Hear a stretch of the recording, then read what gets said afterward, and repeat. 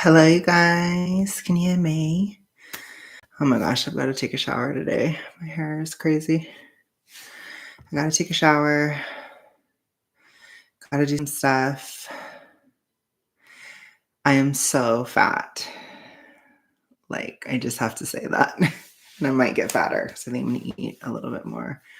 The girls are out. The estrogen is flowing. I feel crazy. But anyways, I love to do my little haul, and then I'm actually going to open up the lights finally. Finally. Hello, Sam. Lisa can rest knowing that this is occurring. Finally. No, it's also because those pistachios are not mine, for the record. It's also because they are technically my Christmas present. So, let's do this. And hello, Sam, if I didn't say it. I'm not sure. I'm paranoid. Paranoid about my address being shown on here. But I'm ready. I'm cracked out. I'm ready to go. I'm full of estrogen. Shit and vinegar. I just watched Love is Blind and it was cringe. I couldn't even get through the frickin'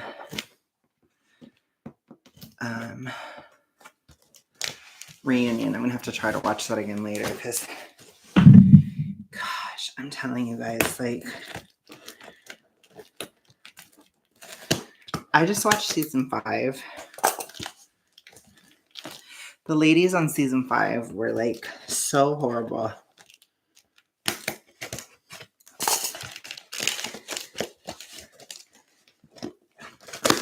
I just have to say that. Yeah, they do need a twin flame. Definitely. Gosh. So how was your Christmas, Sam? Sam, I am. Do you remember that movie, Sam?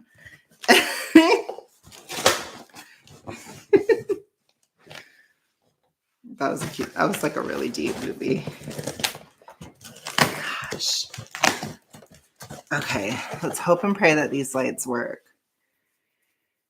What did you say about me, besides the fact that I'm a trans lesbian?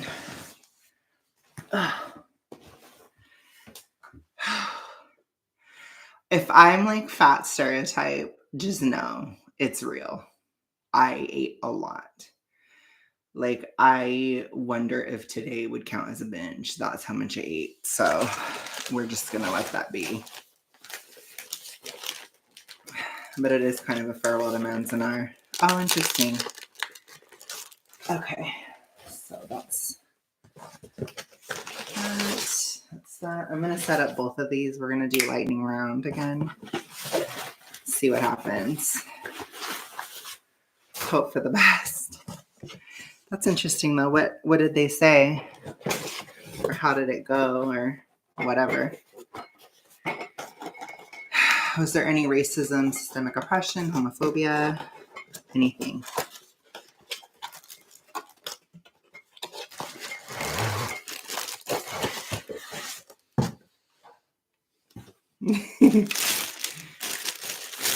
We have a leca. We've got a leca in here, some. Oh, nice. Very nice. I feel like I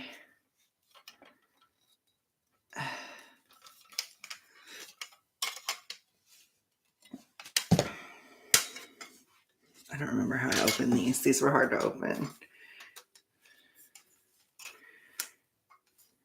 Just like, be calm. I watched A Christmas Carol today, by the way. So I almost titled this stream something else. But I was like, no. I feel like getting through this year is kind of a long-lived moment. This year was hard. Like, but I feel like it's ending really good. So it's like,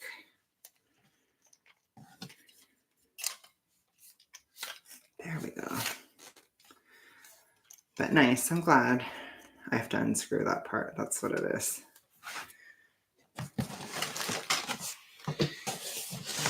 But I want to show you guys what I got. I want to show you how fat I am post-Christmas. These are the important details, okay? Let me actually put it on live chat just in case. I should share it in the Discord just to be sure. Oh my God, I'm so hot. That's one thing with the estrogen. I'm in a hot flash perpetually. Like, I've been telling you guys forever that I'm freezing and I am literally burning up now. So the estrogen, it just flows. Because I had this wine jello, which I think I'm going to have more on the stream. I think we're going to go, I'm just going to be drunk, and I'm just kidding. It's not enough to get drunk. The saddest thing is that it's so little. It's such a small amount. But literally, it's such a tiny amount of it. Like, it's literally like one glass of wine throughout the whole thing. And it's like that powerful for me because I'm that estrogenic always. So I also took a picture of myself from 2022 Christmas Eve, and I took it last night, and I'm more moony this year than I was, but I look younger. In my opinion, I do look better this year, but I look moony, which I typically wouldn't get this moony until like March or February. So I'm like kind of ahead. Okay, so we're going to hope and pray that these work, okay? If they don't, then we're going to cry. These are not necessarily the easiest to set up. So you guys heard me. You're going to cry. But how was your day, Sam? I did see some of your pictures. You sent me some. They looked nice. I'm going to pretend that you were out in Australia with Elijah and Sydney and Kezia.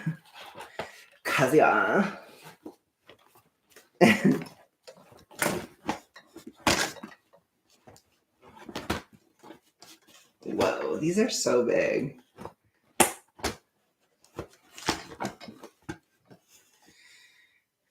Sydney, yes.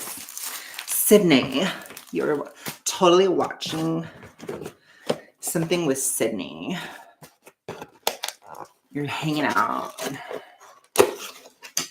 Could you imagine? It would be so crazy. I follow this one guy. He is so fucking hot to me. I feel like that's everything I say these days, but I follow this one guy, and he's in Australia. He's straight, so it's a forbidden love affair. Oh my God. It sounds so scary. Okay. Now let's see if it works. I'm going to test it now. This feels like we're on a, one second. Oh my gosh.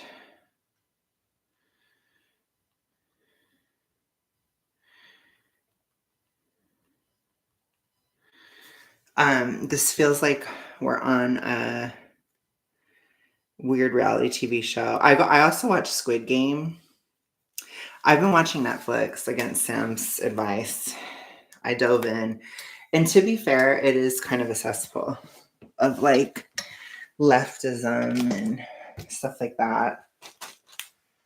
I feel like they don't really say anything of substance. Okay, let's see.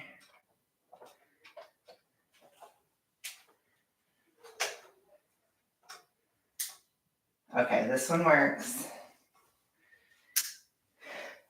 You might be able to see, but barely. Let me just make sure well, I have to test the remote. But at least the wiring works. Oh my gosh, look at my butt. Has the Crown. Well, I haven't watched that because I don't believe in systemic oppression and imperialism, so I don't watch things like that because it's really problematic. So that I will say, for the record. Oh, you can tell that the light is on. Okay, so that one's working. So now let's try the second one.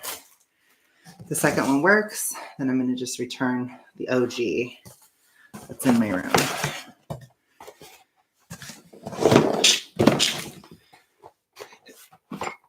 Let's do this. It's round 2.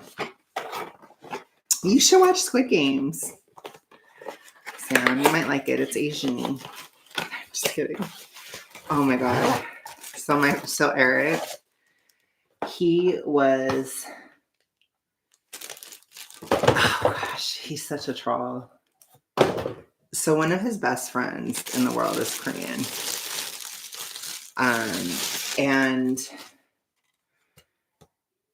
a long time ago, she sent him like an outfit she was wearing.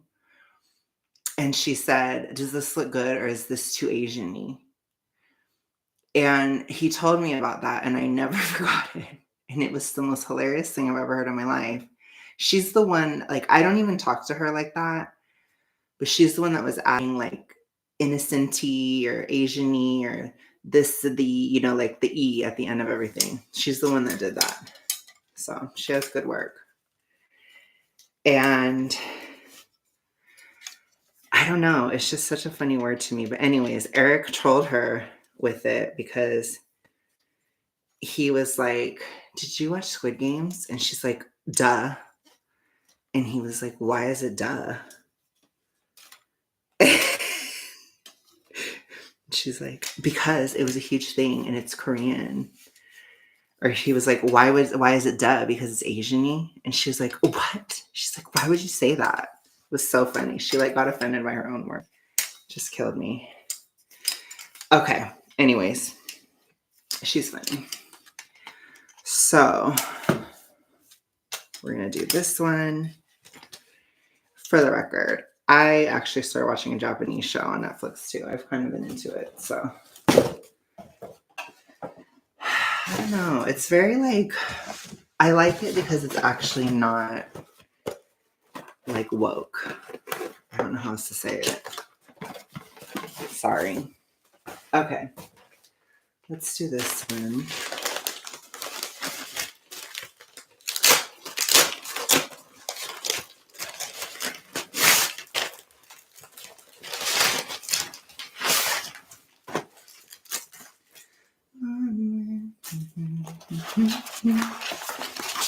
Okay, let's do this. Let's see. Is this going to be the magic moment, guys? Are we going to have a second one that works?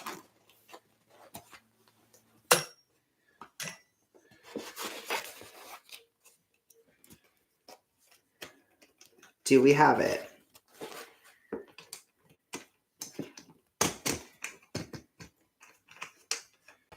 Anyways, you guys, I hope you guys had a good Christmas.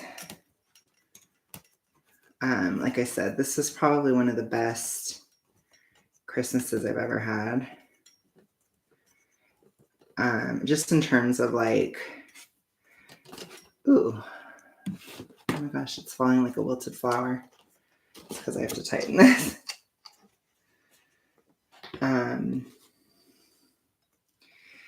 But it's like, in terms of like, I wasn't ill. I wasn't depressed. I wasn't any of these things. Like, I was with family. I got what I wanted. I don't know. I don't really have any complaints, which is kind of new for me. to be honest. Like, I feel like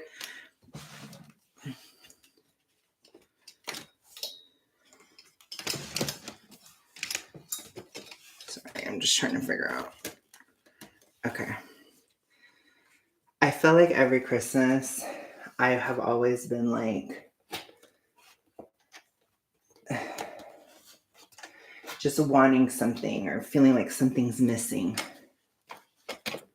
And just being very like, oh gosh, I'm fine with the head. Oh. You know, and like these weird feelings. Or like, oh, I wanted this and I didn't get this, or oh, this and oh, that, and oh gosh, and you know, just all these freaking things. Or like, I miss this guy, or I don't miss this guy, or I hate this person, or I don't hate this person, you know, just like, okay, let's see. Moment of truth. I'm kind of nervous.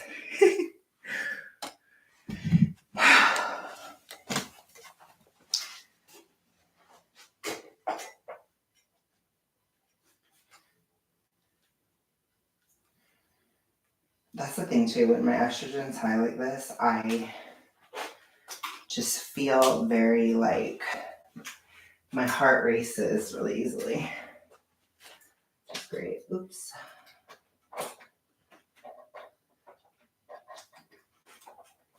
Okay, let's hope it works.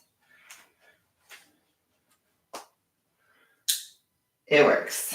We're good. So I'm pretty sure it's good. That is great news. Okay. Okay. So I'll let Lisa know.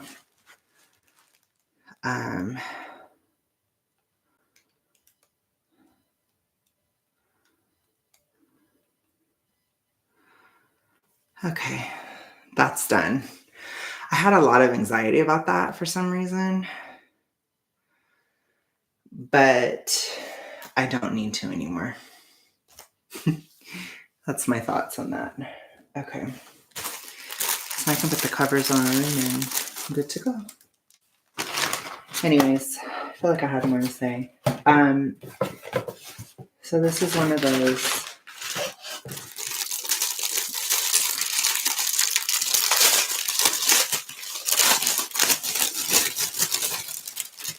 It's one of those days, like I said, it's one of those moments where I've actually like, I feel at peace. Like I feel like I said, I'm not missing anything or wanting anything. I'm just like accepting things how they are and being happy in the moment. And there wasn't any real fighting or anything, like nothing.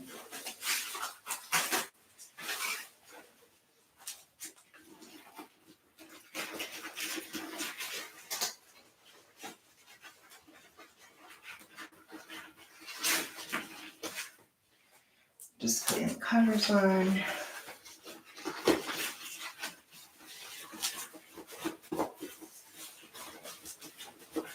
This is important because we're going to do our podcast soon. So we are going to have lights, which is great. It's just good that I got it. You know, I finally did this.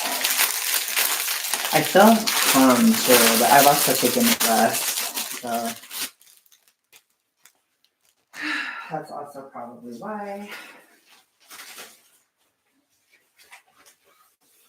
Anyways, I think it's just nice to like, even if that feeling goes away because I'm going to go back to my deficit or whatever pretty soon.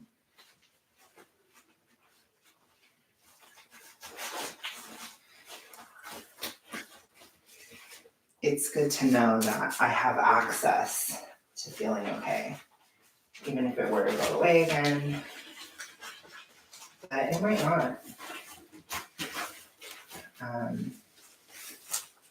I have eaten like a freaking hog today, but it is the last time. So we call it a farewell moment. So I'm done. I'm done eating. Hey. Yes, they work. They totally work, thank God. So I do need to just check the remote and see if the settings work. But as far as the actual thing, yep. As far as the actual thing, it is done. I'm gonna jack some of these batteries. And then I just have to return the other one, but this one looks fine because I wanted to just, yeah, I wanted to just have that.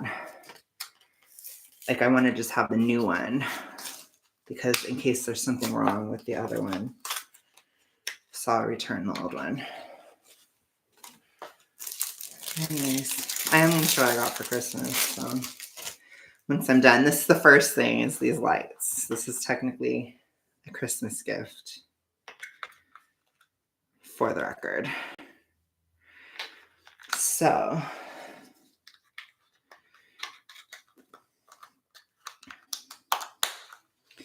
I don't think I can control it from back here. I have to go to the front of it.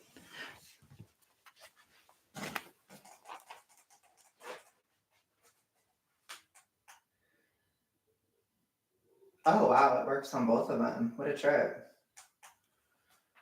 Oh, that's crazy. I guess I only need one. Nice. Okay, bet. Yeah, it works great. Okay. That's amazing. Okay. I only needed one. Oh, that's cool. Yeah, so they're totally good. So we're gooch. It's a wrap on these ones. So we're good. We shall be good for the podcast. And my mom will stop being mad about that box being where it was for as long as it was. Anyways. So now I can just return the other one, which I'll probably do that soon.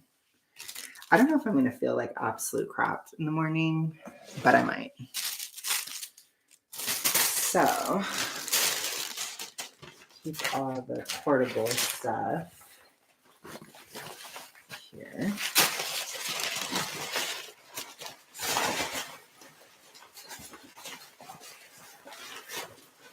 But yes, that's amazing. So that aspect for the podcast is fine. So we're good. We're gooch.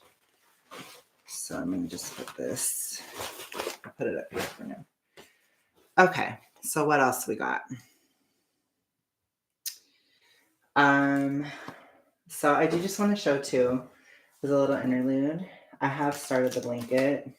I have candy wrappers like all over. I'm going to have to clean this. But I figured I might as well do all this while I'm live. I missed you guys. Even though I know a lot of you guys won't be here because it's Christmas. I missed y'all. So this is what I have so far. Oh gosh.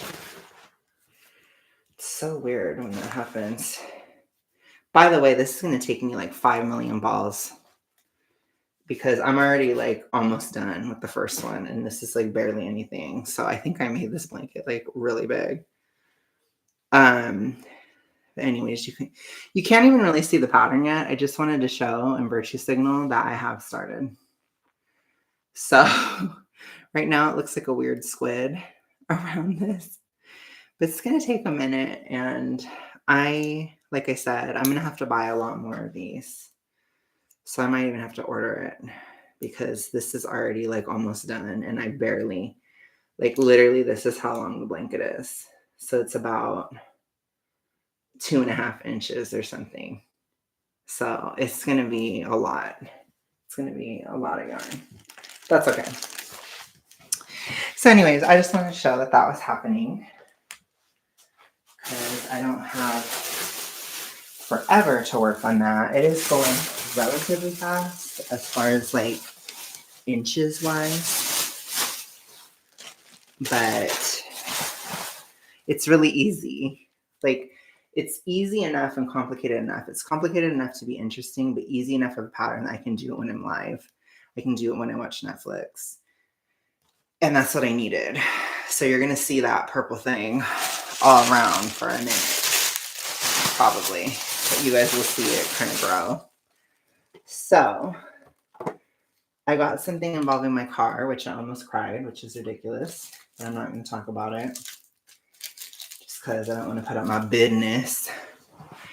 But I'm going to get something worked on with my car. So I was so grateful.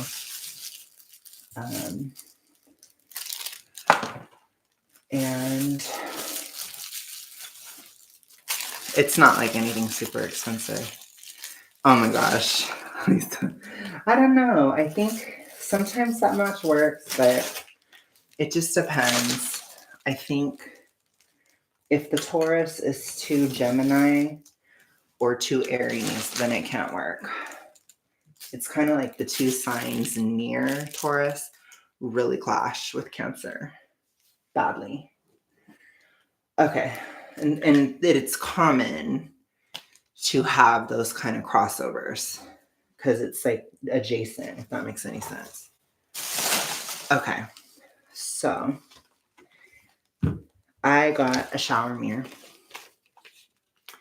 So a shower mirror I needed really bad because I shave in the shower and I don't ever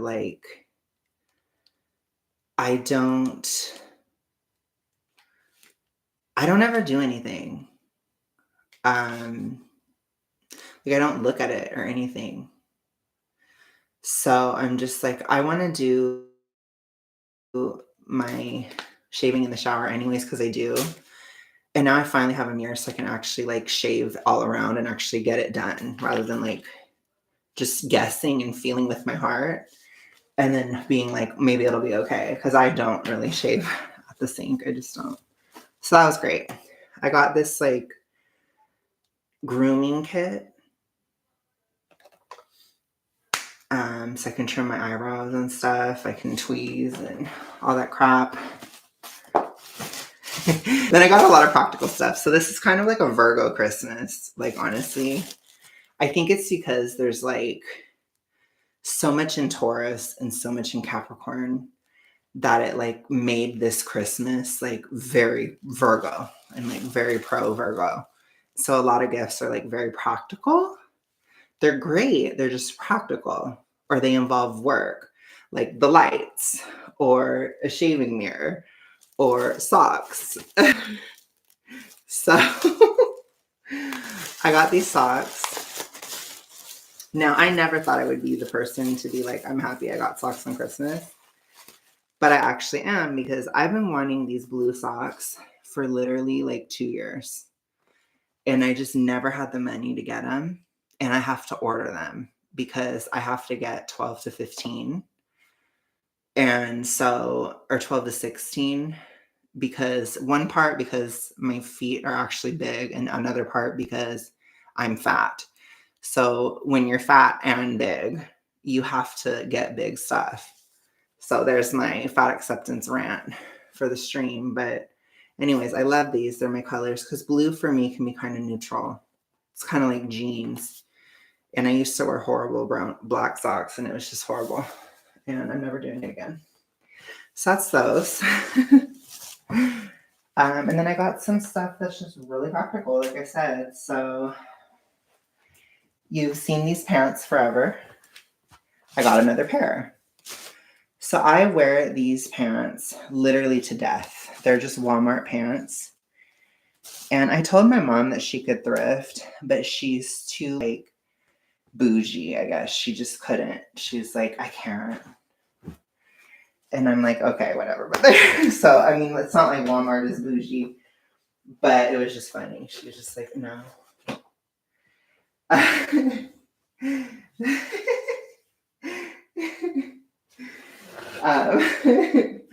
Sorry, I'm just laughing. I just think it's funny. Okay, I'm going to show you guys everything. Got something Asian-y. I'm excited. 1 second. I'm just gathering all my gifts.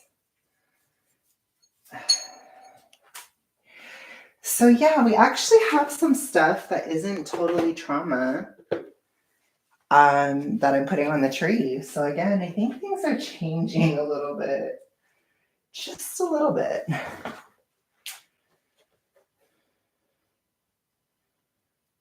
Oh, this is my mom's. I was like, huh?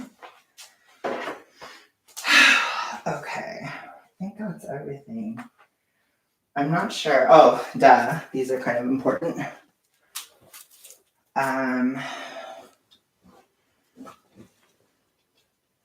Oh, and then I just got some toiletries, which I don't really need to show that. So, anyways, so I got some clothes and stuff. So I got another pair of these pants. I'm gonna read what Lisa said. Waffle maker, crock pot. Oh my gosh, booge. Chocolate liqueur, ginger liqueur, chocolate. Have Merry Christmas, John. A new scrubber for my sink, a hat, socks, soap, a plant. Nice. Period. Okay, so I got more Walmart pants. So it's tough when you're fat. Why is everybody saying that now, John? Is that like a Gen Z thing? Anyways. So I got these pants as well because the thing is, like, I only had 2 pairs and I wear them to death because I work in them, especially in the winter. So it's like I need to actually, oh no, you didn't. Sorry. My ASMR whore, he said that. So sorry, he beat you. He beat you, but I will say I'm kind of over him, low-key, even though I was never really on him. I think I was just a Lulu for a second, but you can't judge me. December was like Red album. January is going to be, I don't know. I feel like January is going to be kind of an Eras tour. I feel like we're going to have a bit of 1989, a bit of Reputation, a bit of Lover. So it's, I don't know if it's better. It might be just as delusional in January. But anyways, probably not as much. Capricorn is kind of realistic. So anyways, this is what I got too. So I'm very happy. I can wash them. I rub the crotch raw because I walk so much. Everybody thinks I don't walk, or everybody acts like I don't, but I literally do. I remember in 2021, people have, I think it's because when I'm live and stuff, I just have this like, I don't know if I have this laid back persona or whatever, but people acted like I didn't work. Like, especially in 2021, I was like, I work. I was like, I don't have a sugar daddy to pay for everything. Like, what the hell? But anyways, even now, like, I think some people on my main, they're like, oh, blah, blah, blah. Like, they don't get how active I am. Like, I'm very active. So I'm like, period. These pants, they wear down. The crotch will be gone. Like, so it's good to have more. Yeah, yes, please. I'm like, yeah, I walk like for 4 hours at least, sometimes 5. Like in December, I was walking like 5 hours a day. That's a lot. And I'm not, it's a lot. It's not an exaggeration because I was working for like 10 hours. So half the time I'm walking. It's a lot. It's kind of insane. Anyways, just, and a lot of times I'm not the most efficient, but it's just because I just need to walk. So it's like, I'll just like walk before I even work because I try to just like be as active as possible and it does help. But yeah, part of that is the pants wear out bad. My shoes wear out. Like this stuff wears out, especially being fat. So it's really good to have these 2 things. Like now I have 4 pairs of pants, which will be a lot easier. It's a lot better to actually like only just wash my laundry and not have to do laundry 5,000 times. So my mom got me these like pajama pants too. They're kind of like a weird like underwear quality. They feel like boxers, like boxer briefs. And this should be interesting. I think this will be good in the spring. I don't know if I could fit in these right now, but I'm like so fucking bloated. Me and Lisa need to have like a blow competition, and we need to like see who bloated worse after Christmas. But anyways, so I'm very bloated right now. So I don't think I can fit in these, but I think after like a couple weeks, it'll be okay. Anyways, kind of scarring. So then I got this. So these are just some nice long sleeve shirts. I can get rid of some of my fugly ones. I have some ones that have holes in them that are kind of fugified. So nice color, great, matches my stuff, good on color. These are the pants again. And then I got this nice one. Also nice color. Pretty much the same. I mean, they're Walmart clothes. It's not like super bouge, but the thing is, I wear them to death. I wear them every day. I go out, I work, you know, I use these to work in. So it's like, period. And now this is so cool. So this is like a nice winter jacket. So I specifically asked for this just because like I don't really have anything for when it's cold. When it's Michigan cold. Just kidding, it's never that cold here, but when it feels like it is, I need something because again, like, I'm outside. So period. So this is cool. And I think it might be a little bit tight, but I don't think it's that bad. I told you guys, I'm hella bloated. But yeah, this will be cool. So, oh yeah, that's not too bad. So we're kind of on a similar level. So this is already like burning up, but I'm also estrogen-y. So I'm hot. But yeah, it's very warm. I think this is like the Swiss from, it's kind of bouge. And I'm very pleased. And my mom got it for me. So I was very happy. Very happy with that. So then I just have a couple of other little things. So I told you guys my grandma does ornaments every year, and I think the last few years I've gotten tailor ones. So like, let me show you.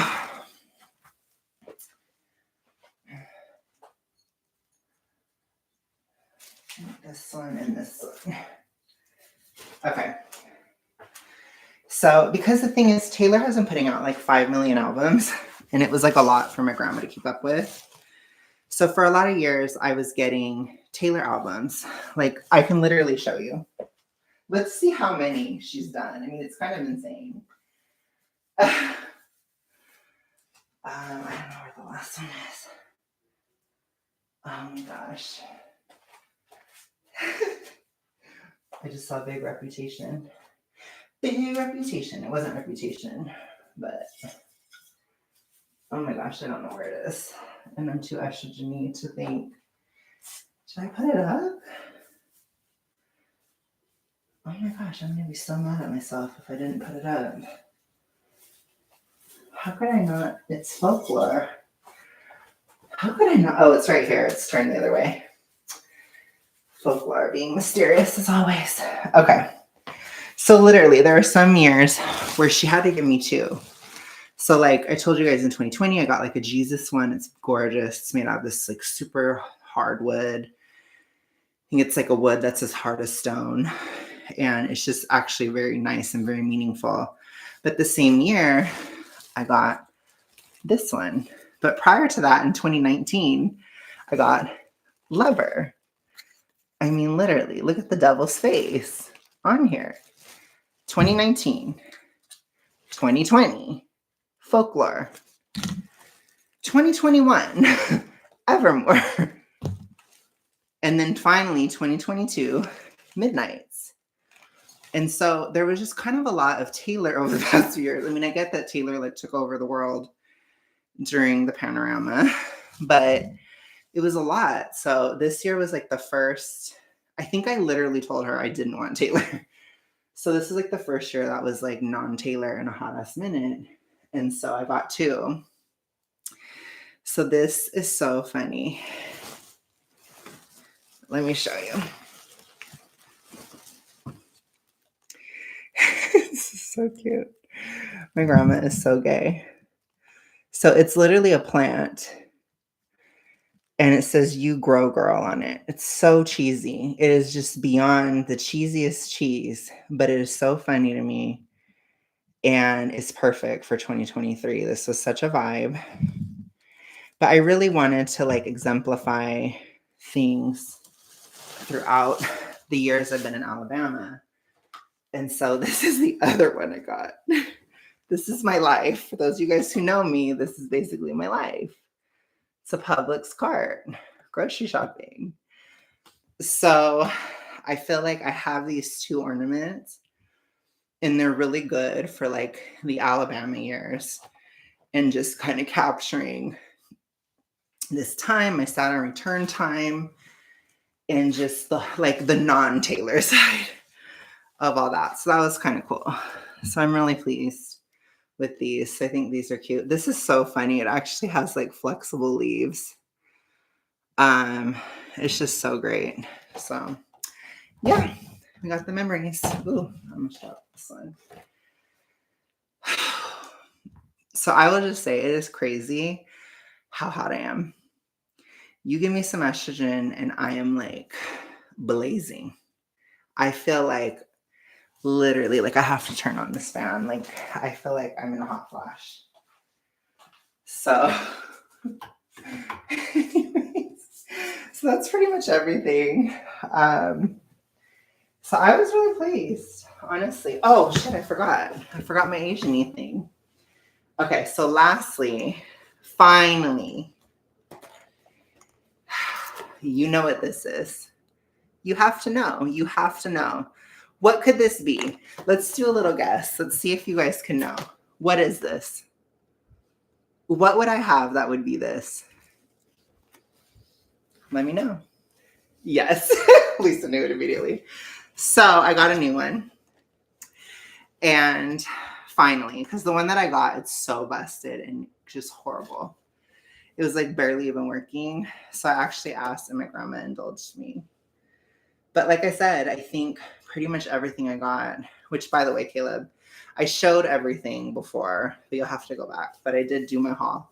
Pretty much everything I got involves like working. It's like all about everything facilitating work.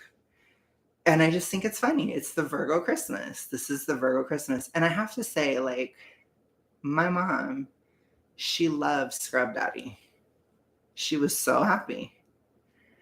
She loved the stove cleaner too. So it's totally a vibe. Oh my gosh, I forgot like the most funny thing. How am I forgetting this shit?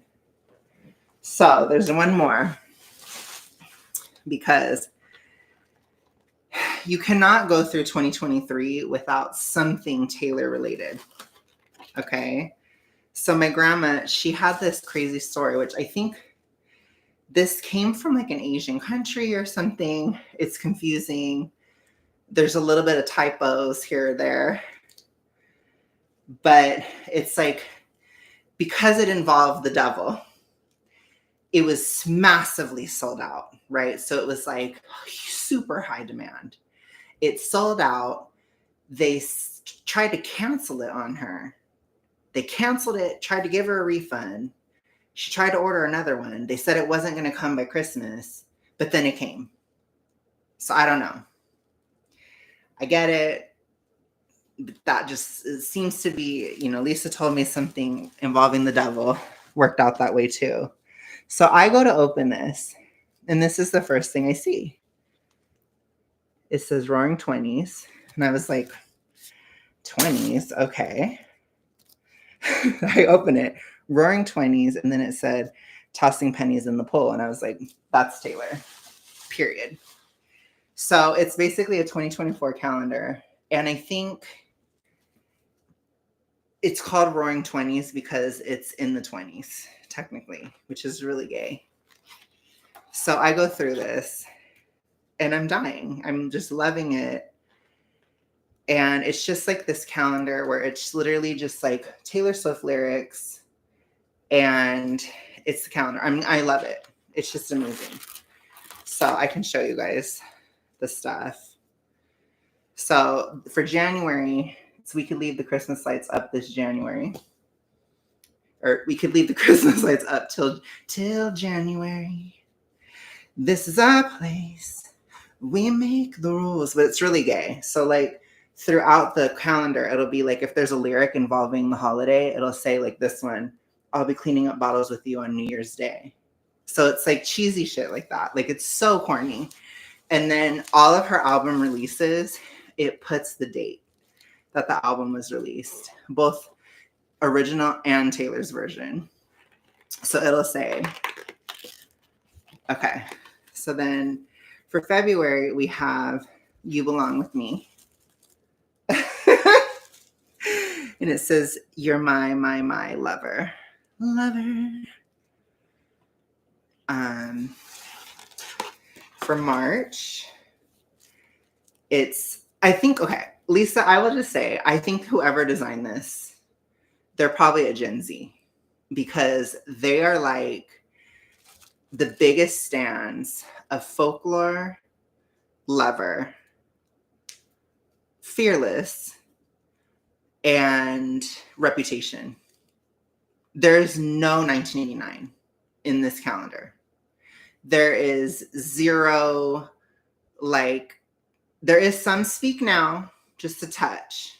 A little bit of Speak Now. I have to give them that. They even have Debut.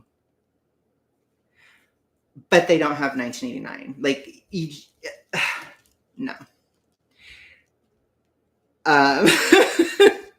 Anyway, so March is, and now I see daylight. I only see daylight. Period.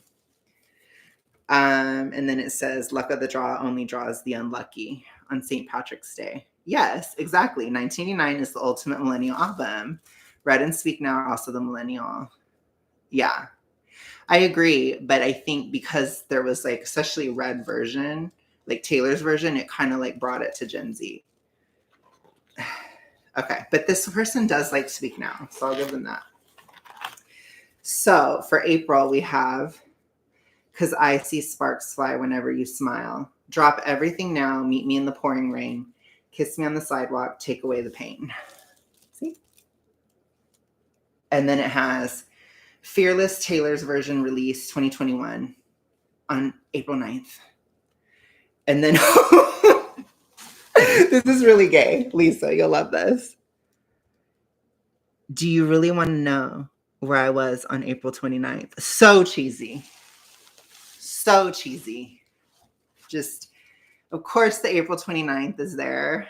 Super corny. Oh, and they like Midnights too. And Reputation. So this one, May, they went with the Reputation vibe. So all my flowers grew back as thorns. Windows boarded up after the storm. He built a fire just to keep me warm. And then it says, this is really gay. I want to watch wisteria grow right over my bare feet because I haven't moved in years. Super cheesy. But that is May. And I think it works. It's pretty. I don't think they have Antihero. No. Oh my God. So I already showed you guys June. I had to because it was just, when I first saw June, I literally died of laughter. So it's great. It's everything, honestly. It's literally everything. So I think whoever designed this is also gay because it's a lot. It's a lot. It was very, very aggressive. This is aggressive. Okay? Like for February, we didn't have anything about Black History Month, nothing. But for June, boom. It's a whole ass month. Just saying, I think the person that did this is gay. Which to be fair, making a calendar out of this is probably the gayest thing that could ever be done. Sunshine on the street at the parade, but you would rather be in the dark ages. Making that sign. Must have taken all night. Period. That's my version. So day one, first day of Pride Month. Literally, like as if that's a thing. Whatever. Oh, and of course we have Juneteenth and Father's Day as well. But those ones, I know. I told you. I think it might be like foreigner. I'm not sure. I'm getting foreign vibes. I think it was shipped. Like I said, my grandma said it was shipped probably from somewhere in Asia. So I don't know if the English is like completely on point for them, but it's still everything. Okay. So next one is July. So this is my birthday month. And I actually appreciate it. I didn't get something cringy for July. So definitely folklore stan. Please picture me in the trees. I hit my peak at 7 feet in the swing over the creek. I was too scared to jump in. And it's really pretty. And I don't know what that July 9th, the beat of your heart is, but I don't know. And then after the storm, something was born on the 4th of July. I don't remember that. Battle of the Boyne. What? I don't know. Oh, Endgame? Oh, what? How do I not remember? Whatever. I lost that. I'm sorry. I'm a fail as a fan. She lost me. But what I do love is that we have Folklore Release 2020. So that is the day that goes down in history forever. As a Swiftie, in the Swiftie verse. Okay, period. Okay. As a Swiftie, July 24th, 2020 is a major day in Swiftie history. It is the day Folklore was surprise released, and it's a huge deal. So I love it. Okay. So for August, come on, it was obvious. August slipped away like a bottle of wine. So August is like Taylor Swift month, except for October. October is technically Taylor Swift month, but August is like, because she has to take over like the whole year, she kind of like colonized August. But for real, fall is more of Taylor Swift season, but she colonized August. So that's what I will say. And of course, the Lover album release on August 23rd. Now let's continue. So this one I think might be debut, but I don't know it. So I know Lisa will know it. And I love that it says dinner with Esty on September 12th, which is really cheesy. But I think it is some kind of debut-ish. So you let me know. I don't know this one. But I figured because of the boot and the guitar, it has to be debut. So I kind of took the feedback. It says, September saw a month of tears and thanking God that you weren't here to see me like that. He said the way my blue eyes shined put those Georgia stars to shame that night. I'm pretty sure it's debut vibes. But I'm not a debut stan. I'm sorry.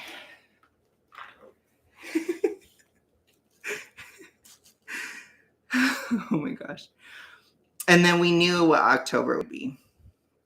This is obvious. So October is technically Taylor Swift month. There's 5 million debuts. Okay, Tim McGraw. So, and of course, National Cat Day is on October 29th. So it says they're burning all the witches, even if you aren't one. And then it says, I'm sorry, but the old Taylor can't come to the phone right now. Why? Because she's dead. So this one was always going to be for Rhett. So look at all the releases of Taylor in October. It's a lot. You got Midnights 2022, October 21st. You got Red, October 22nd. Debut, October 24th. Speak Now, October 25th. 1989, October 27th. It's a big deal. Taylor Swift month. Okay, so now you know what's coming for November. Autumn leaves falling down like pieces into place, and I can picture it after all these days. We got the pumpkin spice latte. We got the red scarf. We have November Flesh and Your Flannel Cure, which I think is from the Evermore.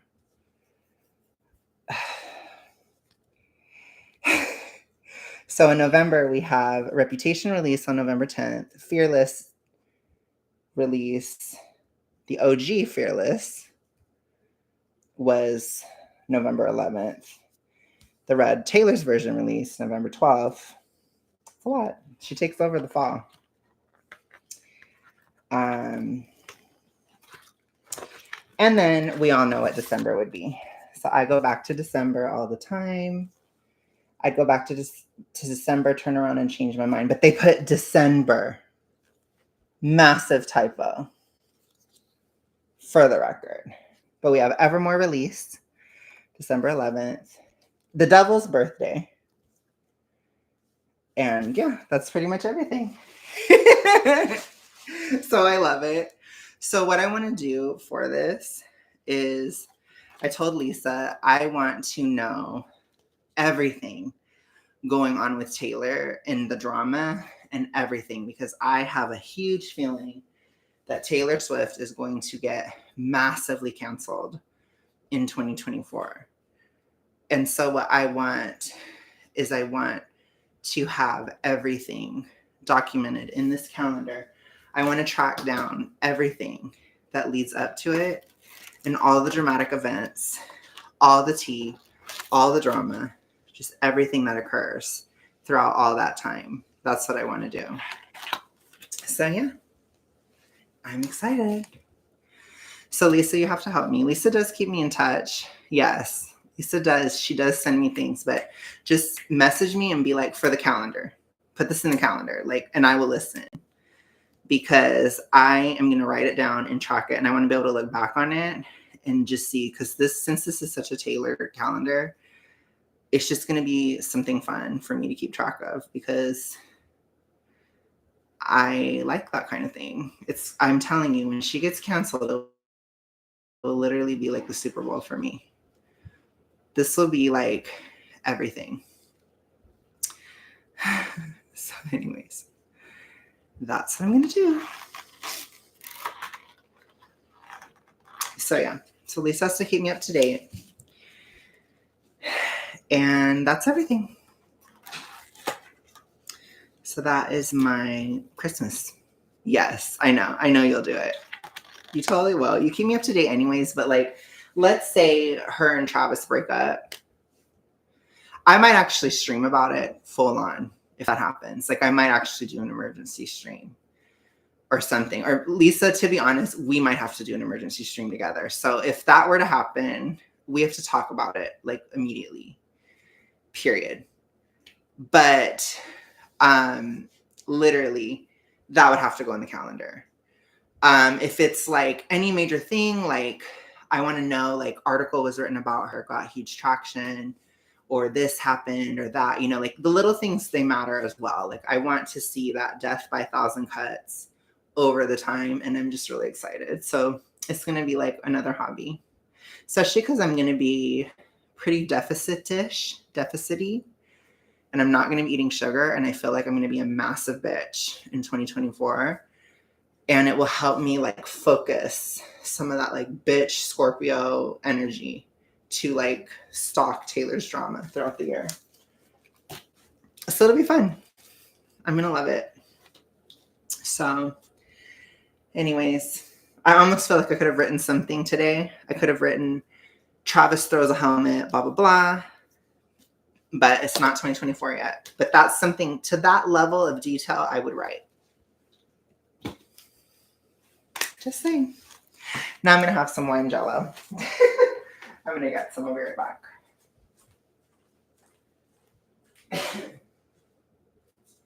I need to get our song because Lisa hates it and I actually kind of like it. So I'm going to download it. Our song is so sweet.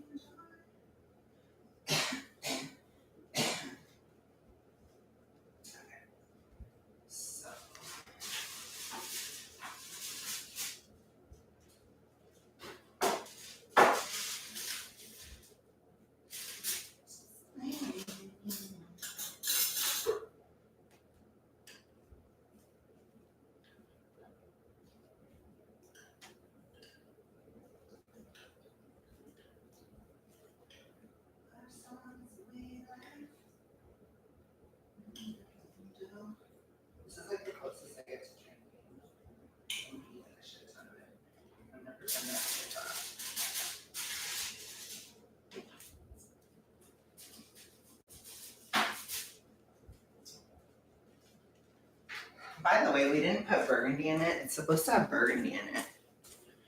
But we didn't because my grandma couldn't get a small bottle. So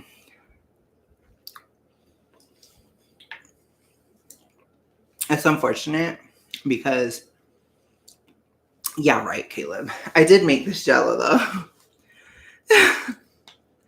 I can't tell if Caleb is kidding. It rained in the morning. Like in the night. In the middle of the night. It rained. God, I love this. It's so estrogen-y, but I don't even care. Light me up. So I never have PUFA. I don't think I ever will ever again. Honestly, that's me. I think it's my Scorpio side. My Scorpio side is like, we are never ever getting back together. Like, I'm never doing it. Bridge burn. There are pages turned with the bridges burned. I don't know how many other Taylor Swift lyrics I could do, but it's done. Just like Taylor Swift with the bridge burn, it's over with me and the PUFA. But I do have some things, like I have estrogen-y stuff, like this wine Jello. I have dates. So we have bacon wrapped dates. We call them reindeer turds. They're so good. And they're super estrogen. So like massive estrogen in those dates because I eat a lot of them.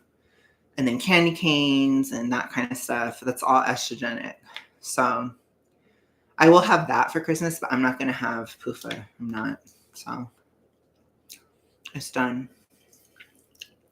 But we had like scalloped potatoes. We had ham. We had yams again. We had wine Jello.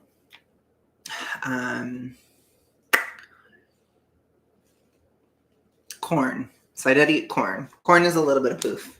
So it's a tiny poof. Yeah.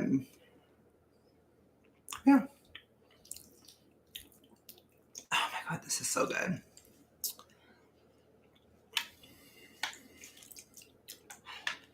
This is giving me like an R song moment. I need to really learn that song so I can start quoting it to Lisa and she can be disgusted.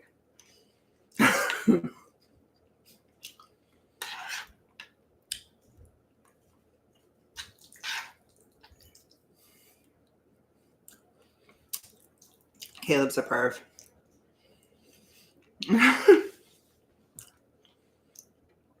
John, it's wine Jello. So it has Jello. It has wine in it. I'm trying to get lit. I know. You need to get bot here, John. You're on bot duty.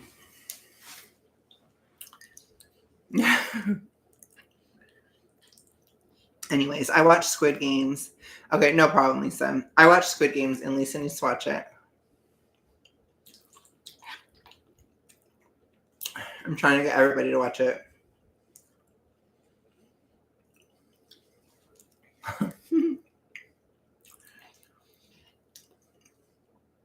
Oh my God, John.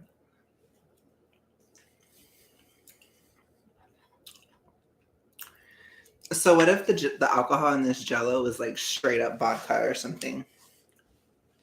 And I just got like totally lit.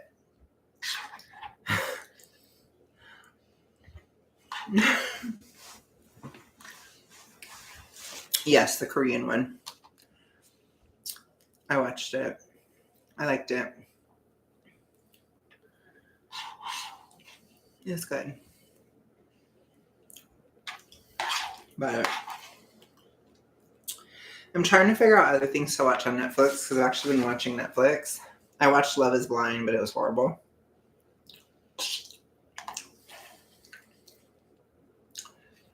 Which honestly, I don't believe that love is blind. So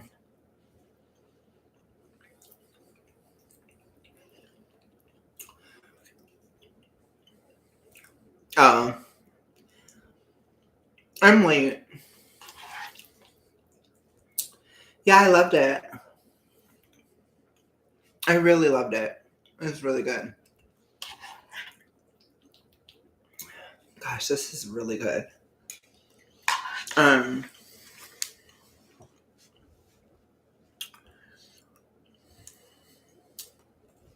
I wish I could get drunk off of this. I feel like getting drunk tonight. I don't have any alcohol, and I'm not going to. But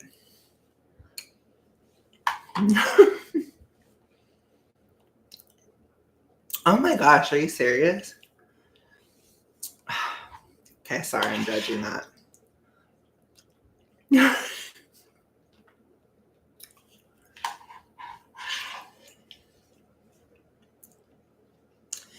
I don't like that show.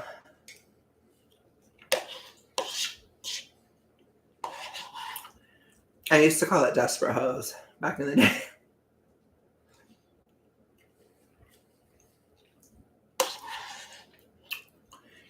I don't think it's that far off.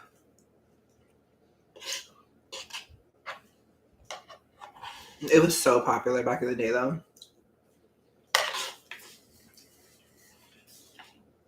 It was insane. So anyways, how are your guys' Christmas? Any tea, any fighting, any hate? What's the tea? Who do you hate? What's the drama? I need more drama.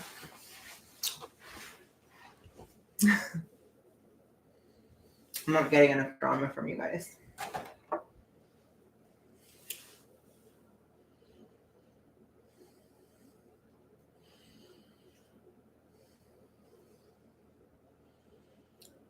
You're not giving me anything. Mm-mm.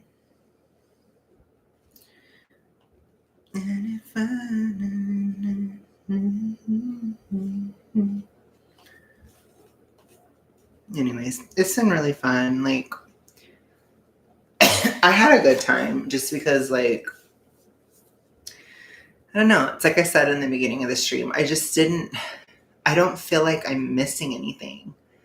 Like, every single Christmas for the past forever, I have felt like something's missing, or like I'm not happy, or I'm not okay, or just something gay like that. Like, I've been feeling that way forever. And this Christmas, I just didn't. I just enjoyed it. Oh, wow. You don't think you're going to be around them at all on Christmas? Dang.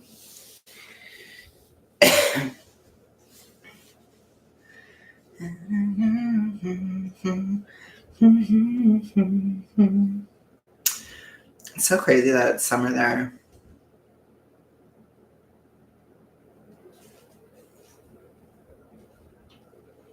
This fan is really powerful. Anyways, I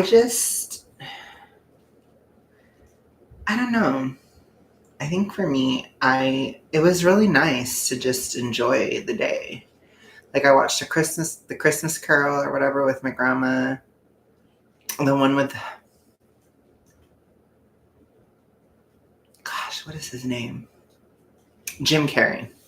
That one. So that animated one, which I didn't like it when it came out because the animation is really ugly, but it kind of like, I know, I don't like Disney. I'm so anti-Disney. I don't really like Netflix either, but at least, like, I don't know. It's okay. The only thing I'd be interested in watching on Disney Plus is the Folklore Long Pond Sessions with Taylor. Literally, that's it.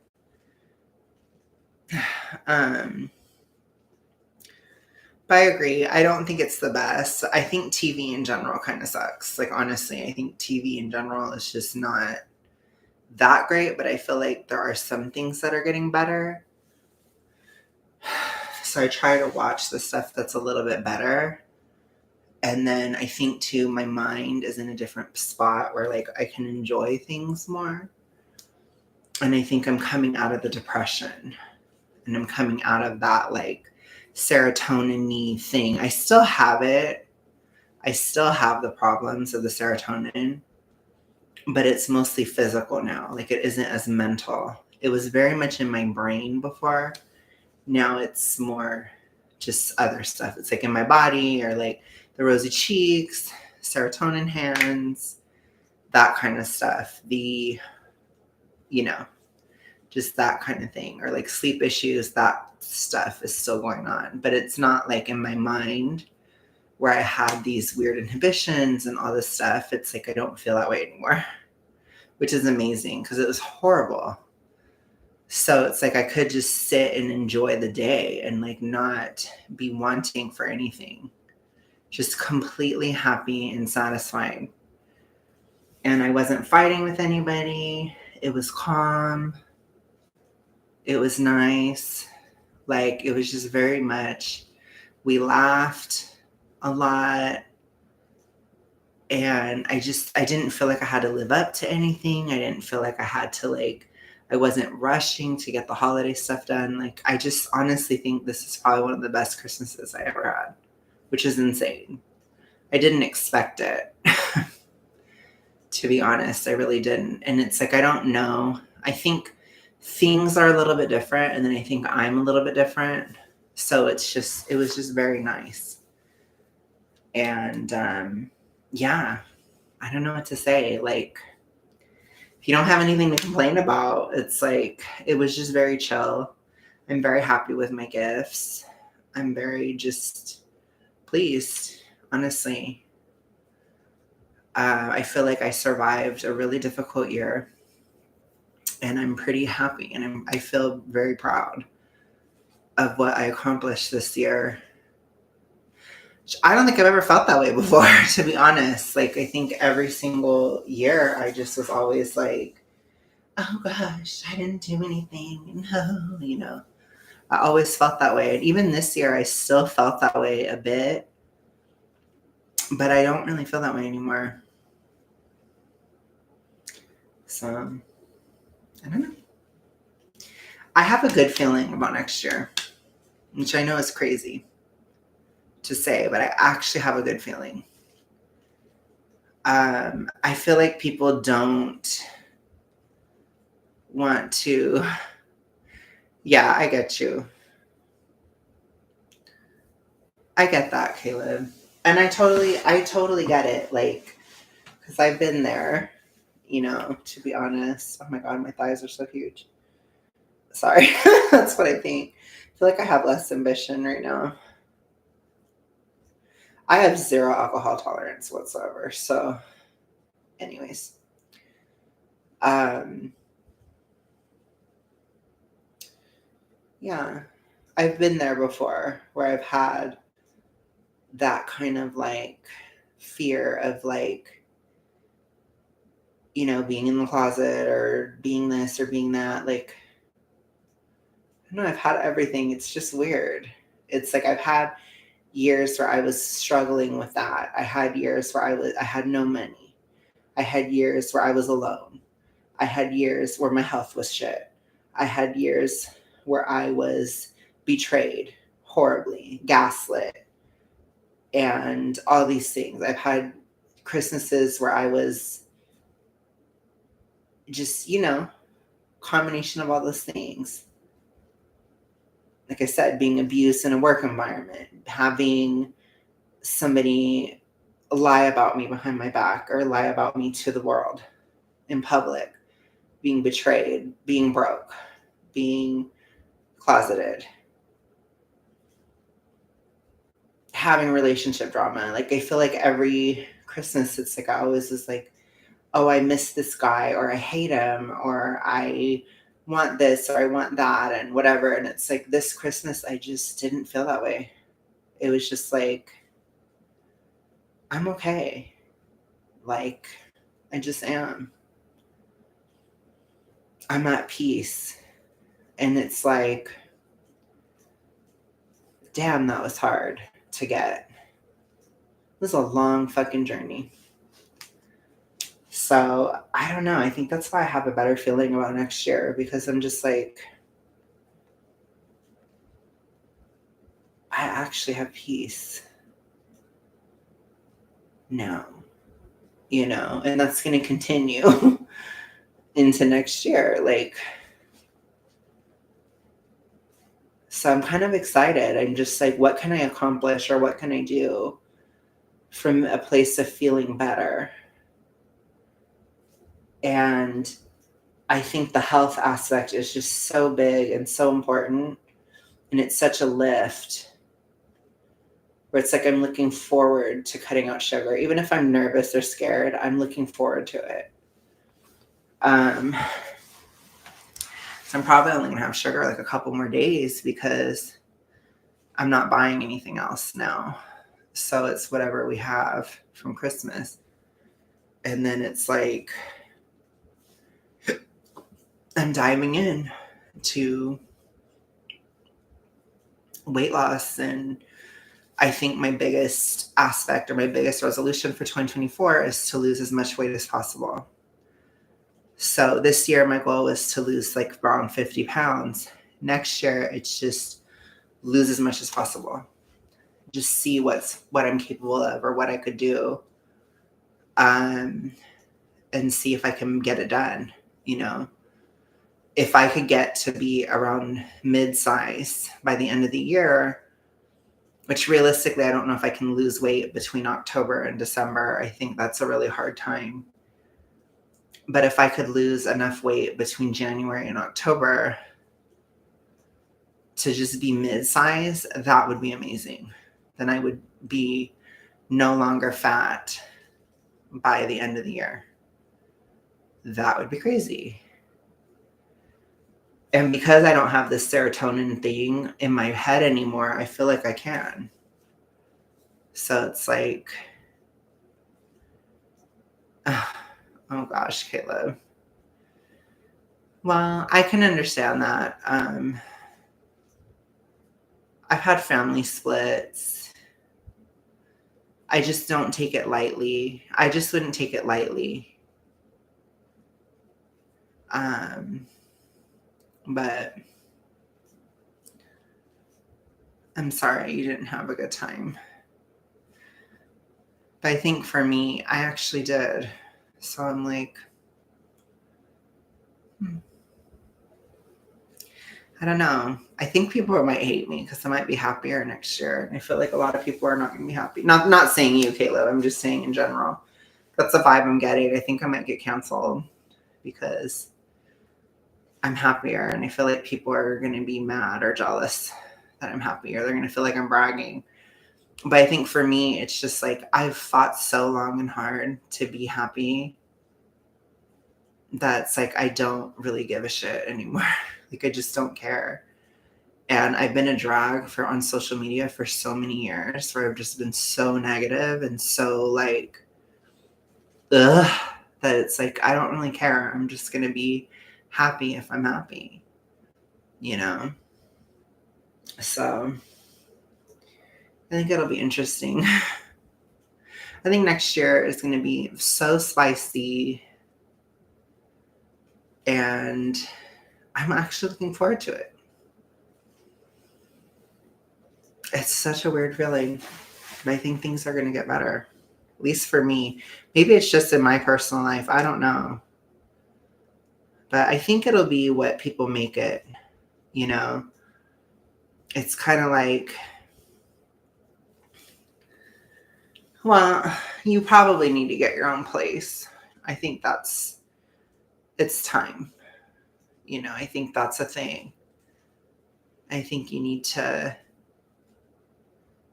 just get your own space, try to find yourself, in that sense. You're kind of at that stage where I think you need some time away from, like, you need some time as an individual. I don't think there's anything wrong with that, but just stay an individual. Don't join a cult. Don't join SJW or this stupid shit. It's a bunch of bullshit. And like really sit in that freedom and in that individualism. Sit in that for a while and figure out what you believe or whatever, who you are. Because whenever, like, the SJWs, when they see a young person trying to kind of have a natural break away from the family, have like an individualized moment, the SJWs and lefties and stuff, they swoop in and they try to control you immediately. And they try to tell you what to think. They tell you what to do. They tell you who to talk to. They tell you what you can and can't say. They tell you, like, but they portray it as that they're free. And it's like, they're not. They're actually just as bad, if not worse, than other controlling people, or the same.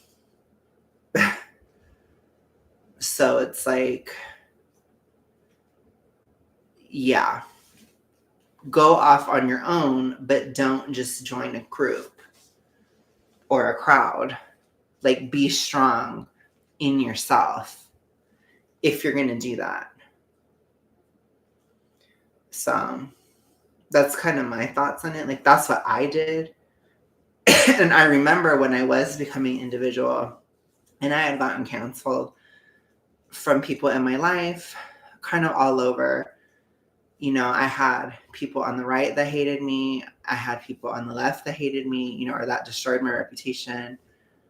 I had just a lot of stuff going on. It was kind of all across the board because I was an individual. And I remember the SJWs, they were really trying to recruit me at the time, back in like 2016 and 2015. And I was just like, this isn't who I am. And I think for me too, like, I had just come out at that time. And like, my whole point for coming out was to no longer live by other people's standards. And I just felt like I had just gotten out of the evangelicon standard, and SJW was trying to put me in an even worse one. And I was like, I'm not going with you. Are you retarded? I'm not going to listen to you. I was like, hell no, I'm not going along with that. Because it's like, I just never saw it. And it's like, it didn't feel real. Like, when I told my class, I did like this horrible sexual education class as a part of being a psych major, which it was terrible.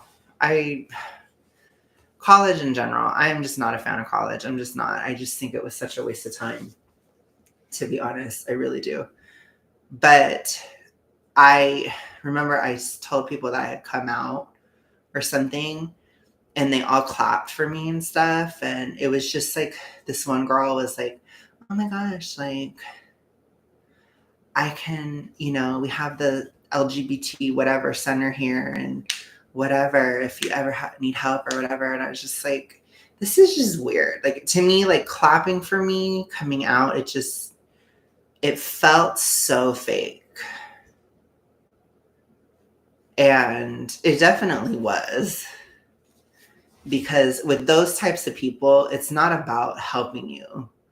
It's not about, oh, you're gay and we want to help you. It's about, we want to recruit you into our political ideology, into our religion, essentially. And it's just about the ideology. Because if you don't agree with them on anything, then the first thing they use is that you're gay. And it's like, and then they'll say, well, the right is homophobic. Well, so are you. So I guess it sucks to be me then.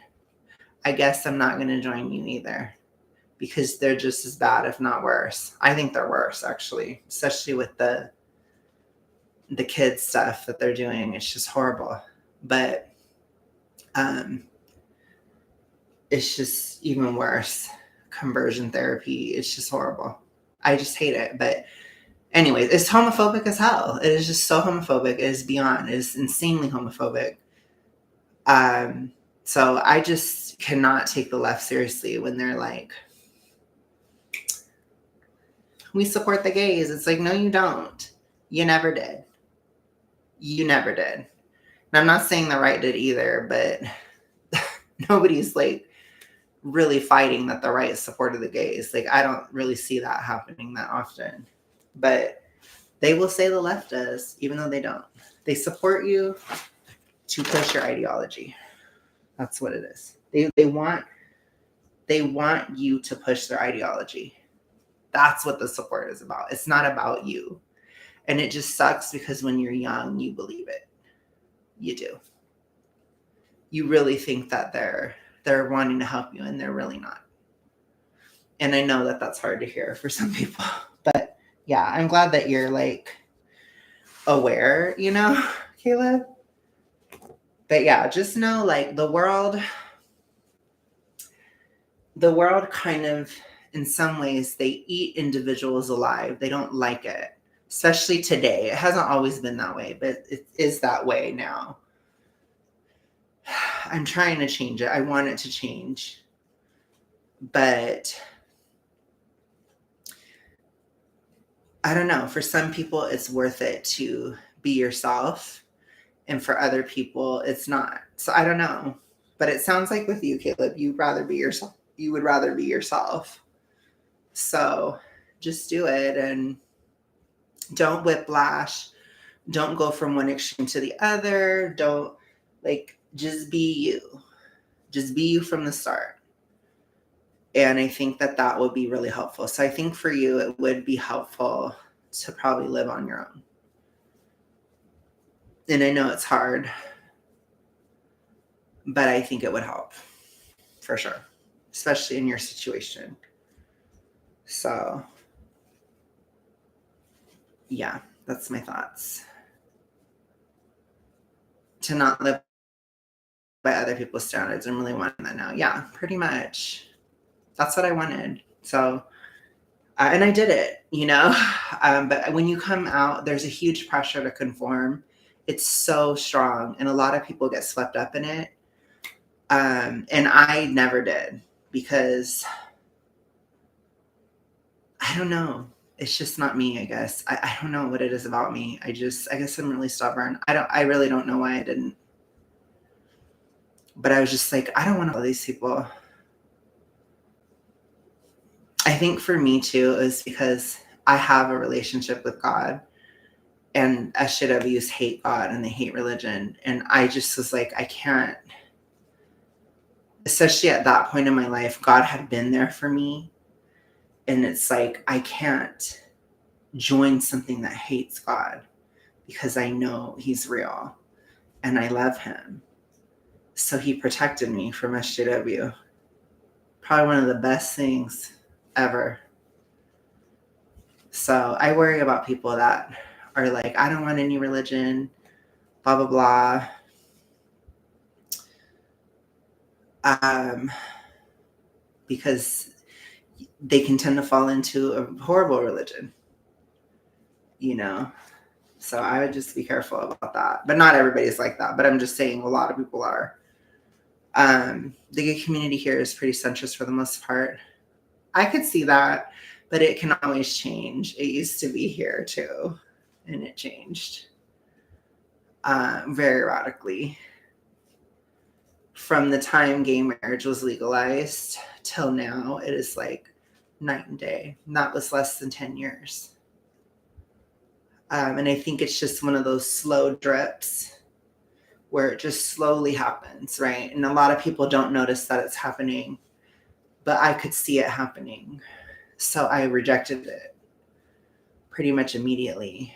And I went more in the Trump supporter category, I think, because I had been canceled so viciously in my life. I understood what it looked like when it was happening to someone else. It's the same reason why I still supported Taylor Swift when she was canceled, because I know what that's like. I know what it's like when people lie about you and they say that all these things are true about you, and it's just like you don't even have a say. It's just somebody said it and enough people agreed, so it's real, even if it isn't. And because that had happened to me, when I saw it happen to Trump, I identified with that. When I saw it happen to Taylor, I identified with that and I understood it only because it had happened to me. So it's not like I was just this amazing person. It was because I experienced it a year earlier. So I didn't trust I made my own opinion about Trump because I had never had an issue with Trump my whole life. I knew all about him, and I wasn't going to hate him just because the media told me I had to, because I know what that's like. And a lot of people fell for it. A lot of people still fall for it. But it's like, nobody's perfect. I don't know. I don't mind religion. As I said, hey, Nilly, as I said, I went to the Christmas service when it's used, but when it's used the way it's been used, I really dislike that. I totally understand that. And I think it's completely right to not like that. I don't think that is religion. I told you, I think it's something else. It can even be a little bit more culty. There's a difference between a religion and a cult. And so the biggest thing is just to not whiplash and not go from one extreme to the other, because a lot of things in life, the more center you are, the more correct it is, to be honest. I know that people don't like it when you say that, but it's true. Like, there's a reason why, it's what I put on my Tinder profile. I put centrists are the most attractive. That's what I put. Because it's true. Like, and maybe that's just because I'm a centrist and I am center right and I'm proud of it. Damn proud of it. But I am a centrist today, where it's like I am definitely center right. And that's what I want in a partner. Like, I just want somebody sane.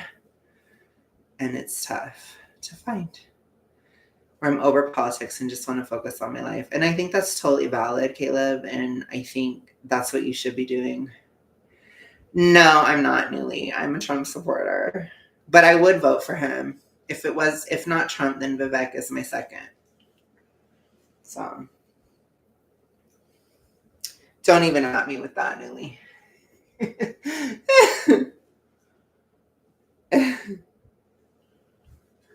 Or getting involved in that crap. Yeah, I mean, I quit for a reason. I think for me, I just quit because the way I was communicating, it wasn't effective in a sense. At least the way I was doing it and trying to be an activist, it just wasn't working. I still am an activist now, but it's a different kind of activism. And I have more of, you are such a liar, Newly. That is not true at all. Trump is not even, according to the SJWs, sure, but not in reality. Somebody further right would be like Pence or Nikki Haley, even though she's not even. She's just like the worst of everything. Did you see the pink and yellow trees in my city? Yes, I did. I did, Caleb. I'm just glad that you're still sane, Caleb. Even if you have lesbian hair, just keep it to the hair. Don't let it seep into your brain. Because I wouldn't want you to like lose yourself in that crap. Because it's scary. Like, when you're finally free, you're going to be scared. It's going to feel alien to you. And I'm telling you now, when that happens, just sit with it. Sit in it. Sit in the alien feeling. Sit in the fear and just stay there and get braver. Because, oh my gosh, newly lesbian. Don't even get me started. Oh my gosh. I've been pretty problematic in this stream, to be honest. Oh my gosh. So anyways, I'm just saying, like, the reality is when you come out, it is just another day in your life. Like, there's a lot of gay men that talk about coming out as if it's a religious experience or a religious conversion. And as somebody who has been through a religious conversion and experience, is not even close. The only thing about coming out is that you're not thinking about hiding it anymore. So it's like when you've come out, you're just like, I remember the next day I was like, did I actually do that? Did I actually tell people? Did I actually say it? Did I actually vocalize it? And I was like, I did. Holy crap, it's done. And that was all it was. So it was just like, and then you just talk about it like 500,000 times. So then the next part of coming out is you have the questions and you have people saying, oh, you like guys? Oh my gosh, what is that like? What are you into? Blah, blah, blah. And then you start talking about what you're into. And a lot of people who are closeted, they never talk about it with anybody in their life. So you start talking about it and you have these more normalized experiences. And I know for me, like I was so not physical before I came out. Like I would never even hug people or anything. And so like those types of physical barriers started going away, where it was like I would hug people and I would like I'd walk with Eric and I put my arm in Eric's arm or something, or like I'd hug my girlfriends a lot more, and like just gay shit like that. Like I was more physical and I felt like you feel like a more complete person just because that sexual and physical part of you, it becomes normal after coming out. That's all. But then you have the drama, and then you have this, and then you have, oh gosh, and then, it's a lot. So that's why I told you to do it when you're in a strong position, because it does shake up your life for a bit, for like about a year. And don't join any cults during that time. Anyways. Yeah, I get you there, Caleb. When I finally come out, I'm going to have Alex's style. Oh my gosh, Newly, you hush. I can't imagine dealing with this shit in the Middle East. Oh yeah, I get that too. That's really tough. But yeah, that's like, and I'm talking from a privileged gay person perspective, like being in a much better country. That's kind of how the experience was. I did have issues with my mom, for example. Like there were issues with my grandma and like the religious aspect and kind of rethinking things and understanding things. And it was a process. But if you can keep family in your life, then do it. Even if it's difficult, do it, because it's always hard and horrible to cut out family. And there have been family that I've had to cut out, but it was literally like not even about me being gay. It was literally like personal problems. It was like personality issues and just things that coming out just had nothing to do with anything. It's just like at the end of the day, even though that was weaponized at a time when I was very vulnerable about it, the reality is there were just personality issues and clashes and control issues and just all these other aspects that will never go away. So yeah, no, that's how it is here too, Caleb, for sure. None of my friends even batted an eye. I mean, it was so obvious anyways. And,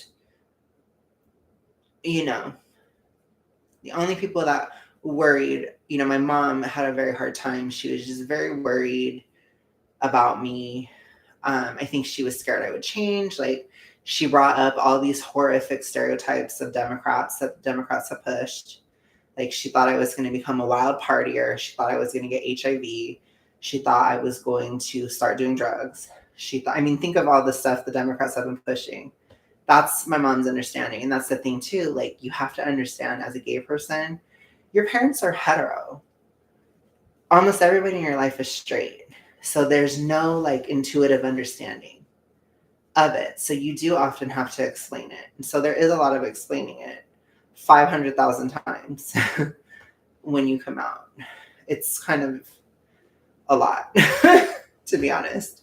Especially because it's like you've never talked about it, and it's different. Like, you're talking about it on here, Caleb, but it's very different to talk about it with like your best friend of 10 years or like somebody you went to school with. I mean, I don't know how many friends you have or anything, but, or like your mom or like your family or something, it's like, it's just so different to talk about with those types of people. And it was really hard for me just because like it was such a private part of my life for such a long time.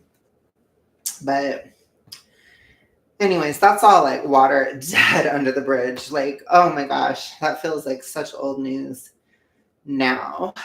But I don't care. Like, I will talk to you about it, Caleb, because I actually do, I care about you as a person in the sense of like, obviously we haven't met and stuff, but it's like I care about how you do. And I do care about you as a gay youth. It's really cheesy to say, too, because I don't want you to do stupid shit or act like a dumbass, or ruin your life just because some toxic gay person like wants you to like join a cult or go do SW or I don't fucking know what else they want you to do. It's crazy. Do drugs. Like, no. Please, no. Hate that shit. I really hate it. Drives me insane. It's like, you're gay? Okay, destroy yourself then. It's like, no, don't. I'm telling you, don't. Don't destroy yourself. Thrive. Do the best you can. Be amazing. Be exceptional. That's my thoughts. Be intelligent. Anyways. And that goes for you too, Newly, since Newly's gay. I'm just kidding. But anyways, how are you doing, Newly? If Newly is even still here, she probably left. Hello, Bot. What have you been? You've been late. I've been talking to Caleb about gay. I just told Caleb I care about how he does. I don't want him to become a psycho. How dare your mom be over, Bot? That's disgusting. That's no excuse. I'm just kidding. Oh my gosh. You're missing Estrogen Alex. You missed my entire Christmas present haul. You missed everything. I'm burning up because I'm full of estrogen. So I am like having a hot flash. Even though I'm wearing a blanket, but maybe it's coming down. I don't know. Something's happening. Whatever. I'm getting a low-key migraine. So maybe the estrogen's coming down. I think it's from the dates. Those dates are like wild. I swear dates are literally like estrogen pills. They are just so high in estrogen. And to be fair, I did have like a shit ton of them. So it's kind of my fault. There are a lot of people who eat dates like every single day. And I'm like, you guys are like taking estrogen like every day. Because I swear. Jeez. That sucks, but is it snowing there, Bot? Well, no, not snowing. That's too warm. I don't know. See, my brain is tired. Now I'm too hot. I just want to cover up because my legs are like too much. Oh, okay. Ooh. But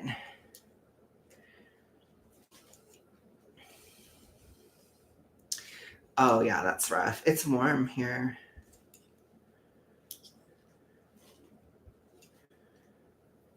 I'm gonna have like so long before this blanket is done.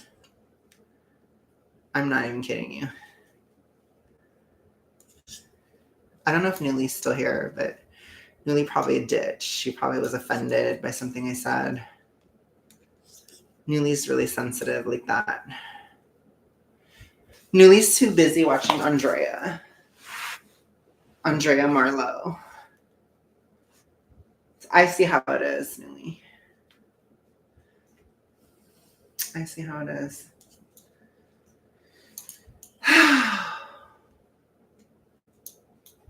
So what did you do for Christmas, Spot? Who did you fight? Who'd you get in trouble with? What drama did you guys start? What's the tea? Who do you hate?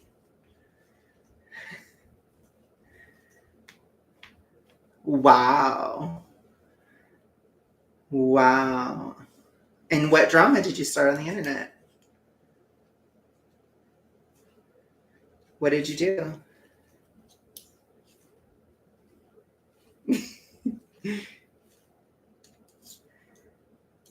None. I don't believe it. Bots lying. I'm just kidding. Oh my gosh. The new stats for 2023 show that over 70% of South Africans support or do not care if someone is LGBT. Yeah, that's probably similar. Well, here it's probably maybe a little higher, but because here it's like 70% support gay marriage, for example, which is a little bit more than that. So I don't know. But it has gone down. So I don't know. I think it might be getting worse here. I don't really know anymore. I don't care anymore. I know it's bad to say, but I don't know. Like, I don't think I'm going to be killed in California. Oh my God. I don't think I'm going to be killed in the United States. So I'm just like, okay, whatever. Like, I don't really need people to like me. I don't really care. So, okay. That makes sense.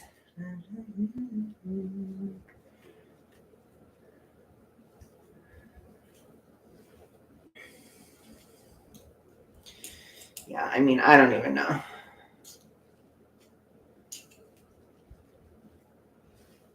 I'm not anti-gay at all. So, I'm just not. I'm not really anti-anybody, to be honest.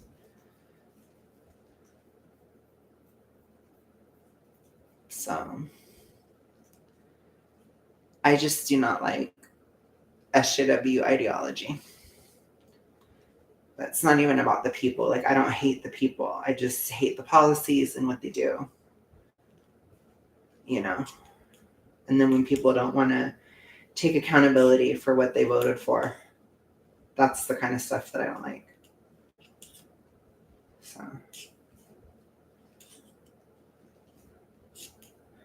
Our song is the way. Yeah, pretty much. I agree. When we're born, that we're lucky that we're born at the time we are, you know. I don't take that for granted at all. I really don't. And I try to do right by it just because I know a lot of gay people really suffered before I was born. It's like I'm trying to just like, you know, do something or be something or something with the freedom that they fought for and with the stuff that they did fight for. And it's just being pissed away right now. It's really horrifying, but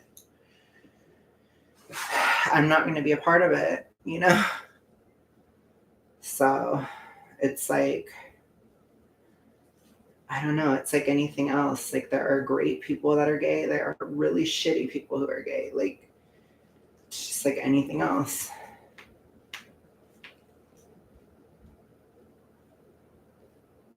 I think for me, I don't give a shit about being nice, but I want to be good. I want to, you know, do something good. So,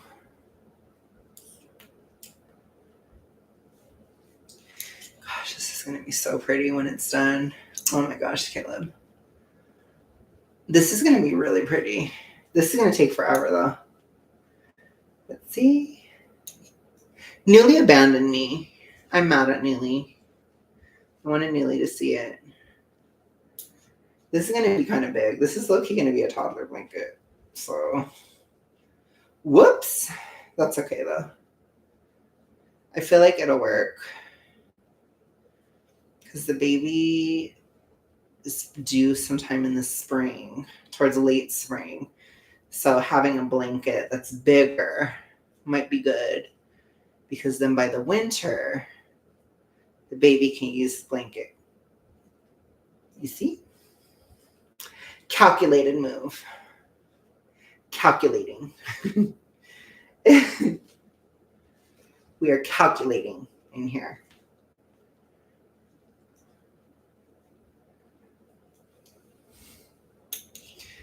Anyways, well, how else are you doing, Caleb? Since you're the only one that's chatting, since Bot is just lazy.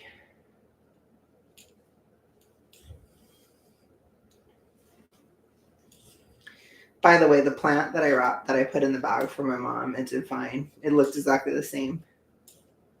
Literally, I named it Elvira because it's a vampire.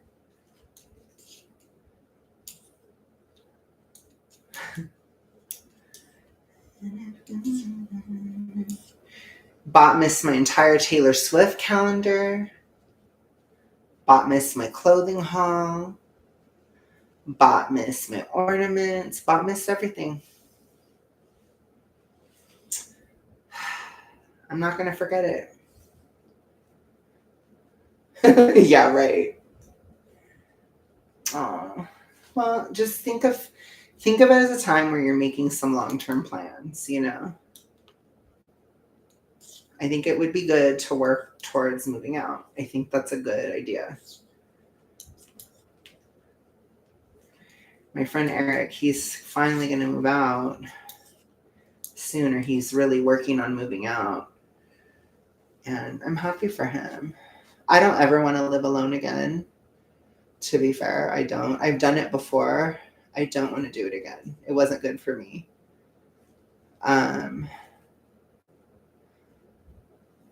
But I still think it would be good for you, Caleb. At least for a while. Like a year. Just like a year. I think you need it. Because I think when you're in a situation, not yet, no. He's not. He's going to, though. He's trying to move out by March, and he's working on it. Like, he's in deals with places and talking to people, and he applied for something, and he might get it. If he gets that place, then he's moving January 1st. You see? So it's like, it could be coming. He's applying, and he has everything saved, and he's in that process.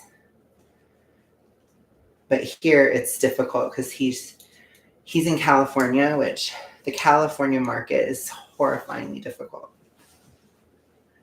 And not only is he in California, but he is also applying a loan. And that's difficult. And he doesn't have any rental history. So that's a lot. That's really hard. Yeah. So I think that's the issue with you, Caleb, is like you have that situation where people are very much encroaching on you, and you're young and stuff, and you're having a sort of natural need to individuate yourself, which is normal. That's very normal. And so I think it would be good for you to move out and just be alone. I was an only child and all that stuff, so I had enough alone time. For me, I moved out on my own just to I needed to prove to myself that I could. I needed to prove to myself that I could survive on my own. Even though it was horrible and it wasn't good for me, it still gave me a sort of confidence that I know I can do it, which is like what I personally needed. But I think for you, it's more of an identity thing. But I wasn't always encroached upon and stuff. Like, I could explore things. And, I didn't live in that kind of environment. So that wasn't my issue. My issue was more like confidence problems and that kind of stuff. But it's also like it takes a self-awareness to understand that I don't do well living on my own. So it's like if I'm not living with family, then I want to be living with, a man, basically. And just like, or like a roommate or something. Like, I just don't think I'm going to be good on my own. So,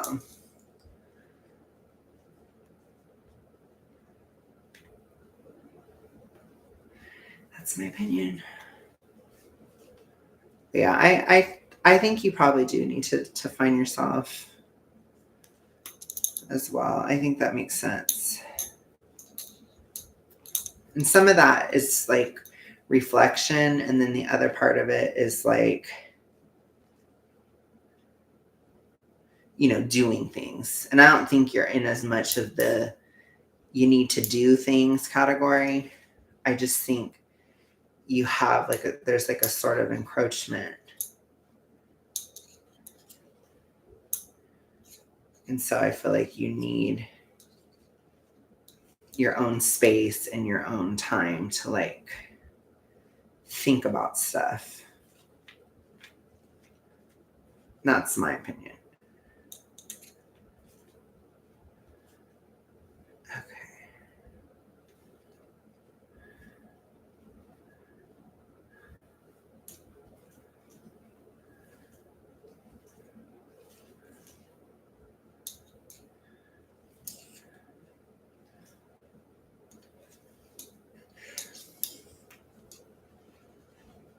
Yeah. Sorry, this yarn was tripping me out. It's going to take me a minute to get used to.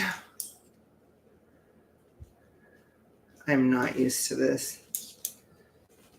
I saw a silver screen door in the window. That's the phone. Goes real slow. I don't know. Bot is like in a weird situation. Bot is in like a polypod, and she has like 2 girlfriends and 3 boyfriends. So no, Bot, you're lying. So Bot is poly.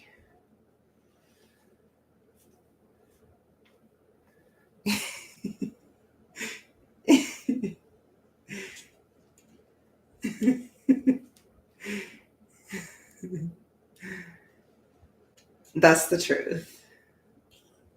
Yeah, Bot's in a 6-person pod, so pretty much.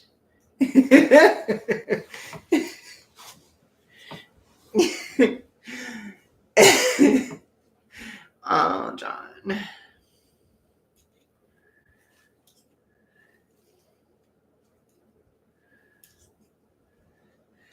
Our song is the way you live.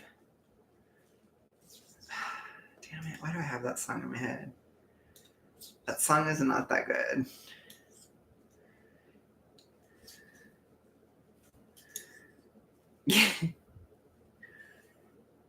Oh, I do too, John. I feel you. I don't know though. I was watching that stupid Love. What is it? Love is Blind, and it was so horrible to watch them date and stuff. It was so scarring, and I was like, oh my gosh, like I forgot how horrible dating is. Like that show is kind of triggering. It just makes you want to never date because it's just so disgusting and horrible. And I was like, oh my gosh, and the people on there are so horrible. It's truly incredible how awful they are.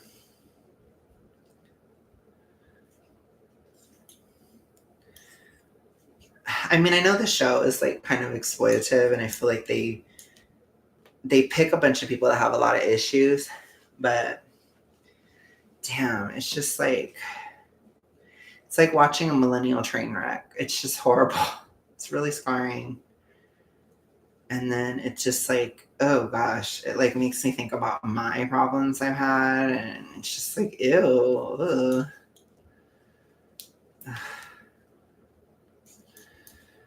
Gosh.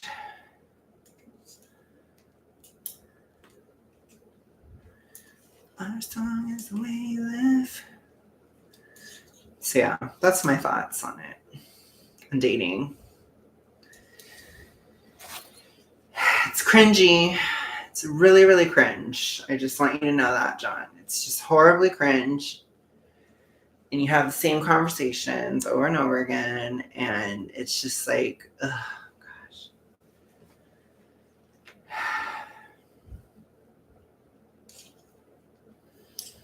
So that's my thoughts on it.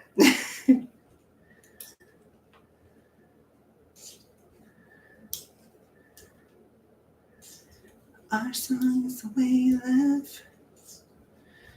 Damn it. I'm kind of hating that I have that song in my head right now. It's making me cringe because it's not that good of a song. I can't get it out of my head. I'm already almost done with the ball. You guys. This is going to cost me like $5 million to do this blanket. This is already one. And this is literally like all I've done. I've done like, I don't even know how many inches this is. Like 2.5. Gosh.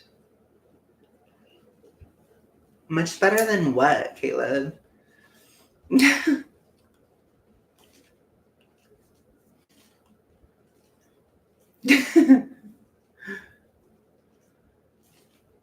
I don't know. I just think it's like American people in general are just cringe. I know that's horrible to say because I literally am an American. And it's no shade to Americans, like at all, because I literally am the most American that ever American. But it's just like, dating is just so fucking stupid in America. It just really is stupid. Like people are so dumb here when it comes to dating. It's just like, wow. You know, it's literally like the dumbest logic ever. So, yeah, that's my thoughts on it. So anyways, especially in the gay world, it's just, oh my God, in the gay world, gay American world, oh my Lord. Wow. Crazy.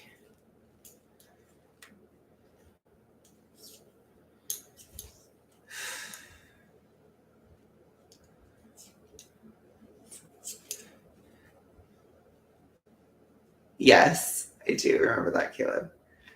Because I remember, because here it's like, I don't know. And I've lived in a lot of different areas of the country, and it's like there are different vibes in different places, for sure.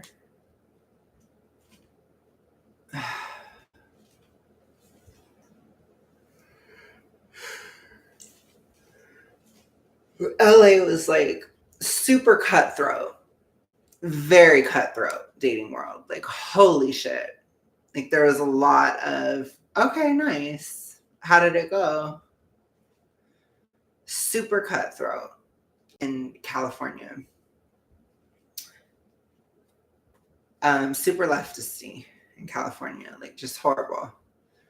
Then when I was in Texas, it was like okay, but not like great. And I wasn't like, I was talking to my boyfriend at the time, so I wasn't actually pursuing anything there at all. Like I would just see what was out there kind of thing. Sometimes I would have those moments where I just want to see what's out there. You get that way sometimes, but I never did anything with anybody.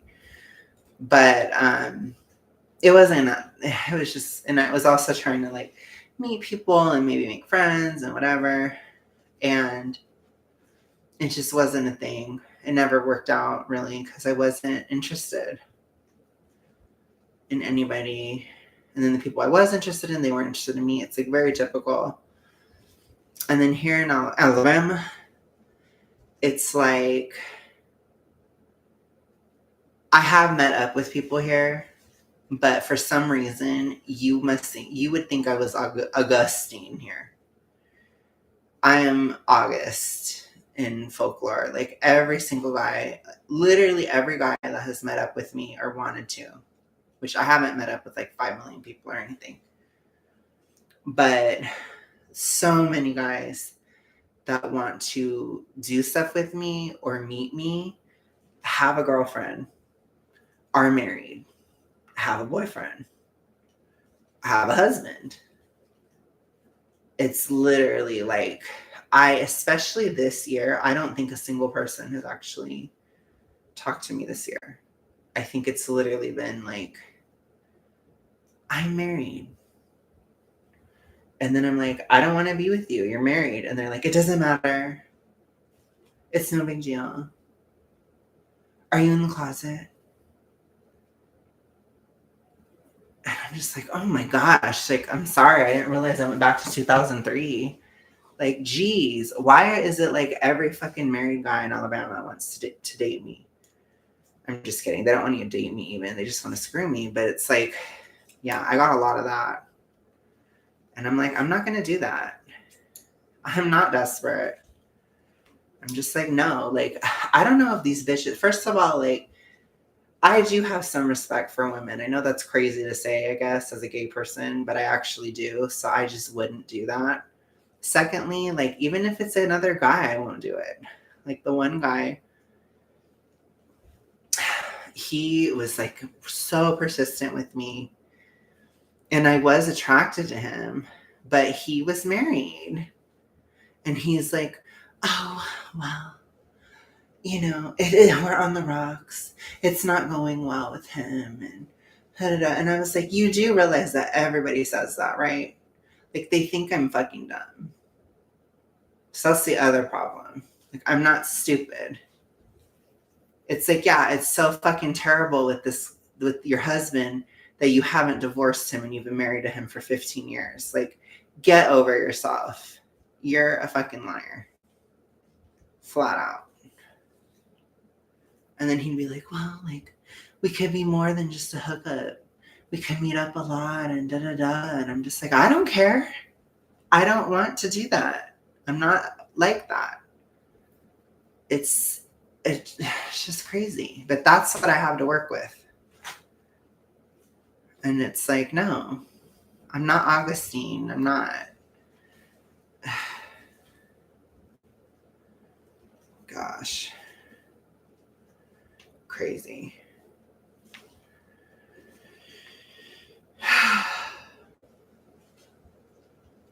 But when I had a boyfriend, oh yeah, I got on the apps. I was looking to see if I could meet up with people or if I could make friends and whatever. I had 3 guys try to be my boyfriend when I first moved here. It's like between 2021 and 2020. Well, no, it was mostly 2021. But I had just moved here and I wasn't trying to date anybody else. But I was looking for friends and stuff. When I first moved here, I had the idea that I would be more social. Then inflation hit and that just killed that. Absolutely. But it's like,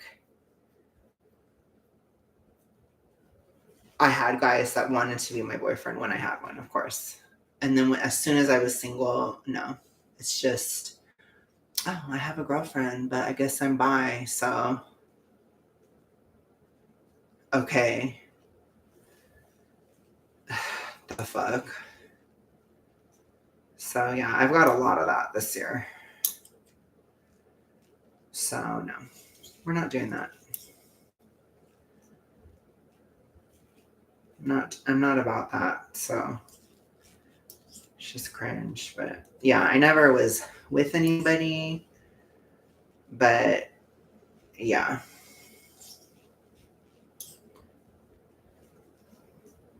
I never did anything, for the record. But I did meet up with 2 guys, and yeah, it was just fucking weird. I'll just put it to you that way. So it's a lot. But nothing happened in that regard. But I did. I'll put it to you this way. Nothing happened because I didn't want anything to happen. That's how I'll put it to you. So, yeah, I'm Augustine, apparently. Does Eric have a boyfriend? No. He is looking, but he doesn't. He has like situationship type of stuff, but it's not like a legit boyfriend. Oh, a blanket.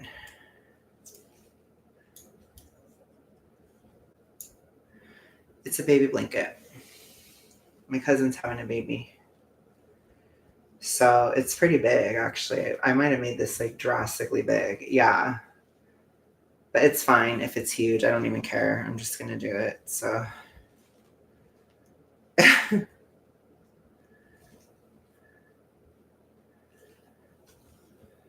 So, anyways. That's my thing.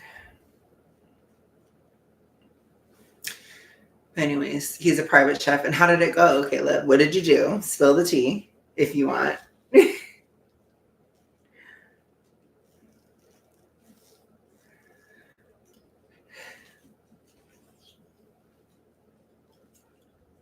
And yes, Spot, this is the baby blanket.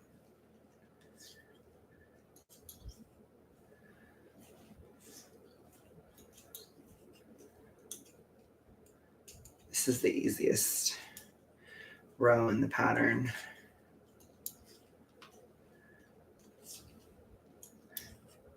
I'm waiting on Caleb's answer. I want to know what happened, what the tea is. Since Caleb's the only one having any luck. Screw Caleb. Down with Caleb. Caleb needs to be destroyed.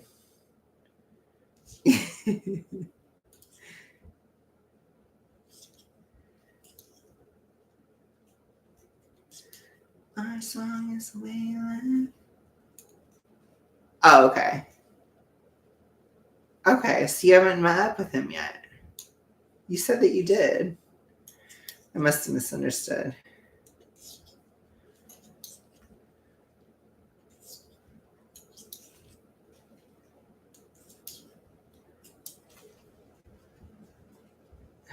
Let me see. There's probably nothing. Let me see if I can find one of my busted ass message. You know what? I deleted that one because it was disgusting. I had this one person tell me, he was like, no one cares that you're trying to lose weight.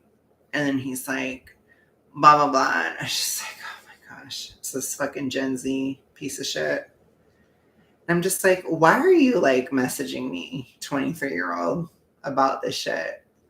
And he's like, yeah, I'm just looking for head and whatever. And I have a girlfriend. And I'm just like, fucking dumbass.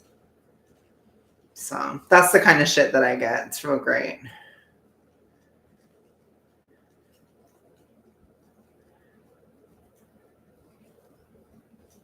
I'm going to look through my messages and see how many of them have a relationship. Let's see. You want to see? Let's see. This person. Looking for friends and hookups. Discreet, looking for same, looking for head, nothing else. Blank profile. Was boring.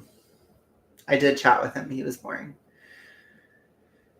25-year-old, done with the BS, no time for rude attitudes, unnecessary blocking, or explicit pics right off the bat, seeking meaningful connections and authentic conversations. Let's keep it real. So this person I probably could have talked to, but no profile picture, like not showing themselves, and they were too short for me. I know that's horrible, but I'm brutal. I will just say I'm a very cutthroat person in the dating world. I am just as bad. It's because I'm from LA. And it's horrible. And like I said, I may talk shit about LA, but it's very much a part of who I am. So I'm sorry. It's horrible. Just like with Americans, I'm the same way. I'm an American. I'm Miss Americana. You know, I'm literally so American. So it's horrible. So anyways, I wouldn't date myself. I already have established that.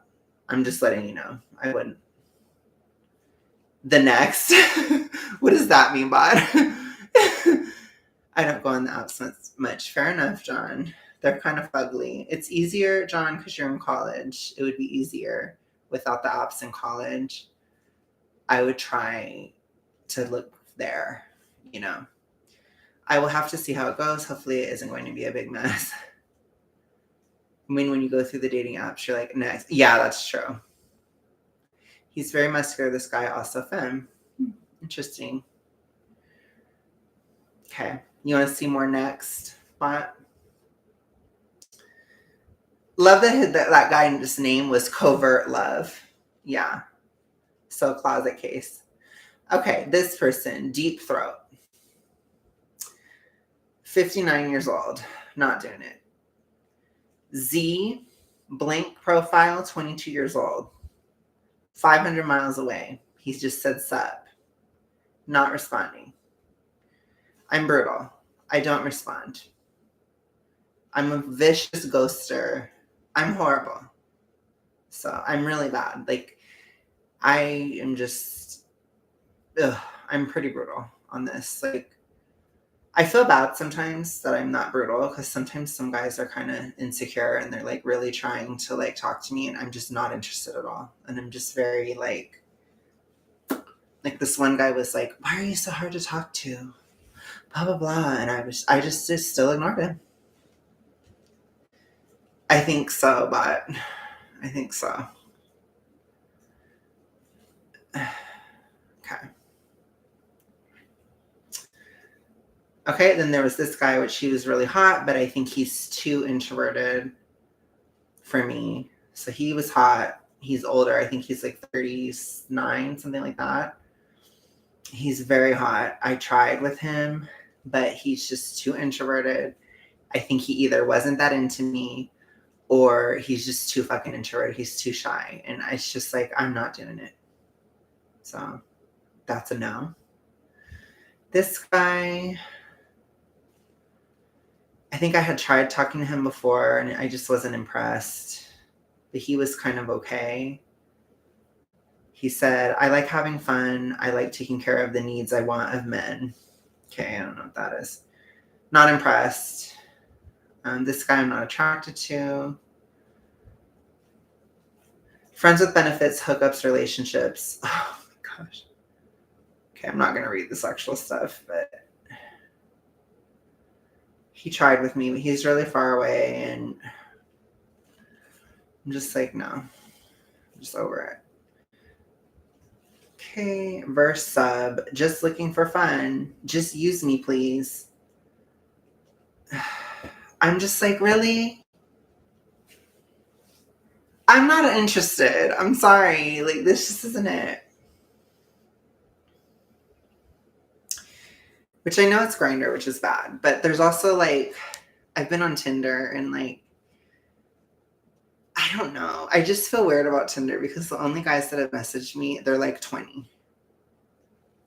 And I'm just like, that's a lot. I'm not trying to be like super ageist, but I'm just like, I don't know. I don't know. I'm just a bitch. I don't know. I think I'm just really negative. I don't know what to tell you. I'm like, you're 20.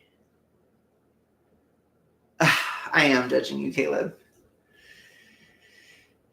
Okay, let's look at Tinder, since Tinder is a little bit more serious. Not really, but I'll show you the profiles that I've ghosted. Oh my God, this is funny. Okay, so this guy, I don't think he has anything on his profile. He just says, come and F my life up, baby. He's 20 years old.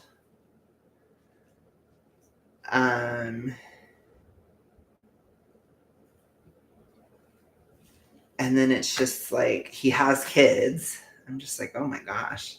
20-year-old with kids. And I just don't know. I don't know what to think about that. So I'm like, no, I'm not doing it. I don't know. And then this one guy, he was like 20 and he was trying to hook up with me. And then I think he saw how fat I was and then he like unmatched, which that was funny. But I wasn't going to hook up with him anyways. So maybe he was just getting frustrated because I wasn't going to hook up with him. But I was like, I don't want to just hook up with somebody. And he was like 20. And he was attractive and stuff. And it's like, I tried, but it's like, I don't know. I don't know, you guys. I'm not easy. I'm really difficult. Like, I'm a very difficult person to date. Like, it's like the fucking Hunger Games. It's a lot. So, and I know that that's bad, but it just is how I am. Like, I have high standards and stuff, and I don't know. I'm just crazy. I don't know what to tell you. What's the max age gap for you, Alex?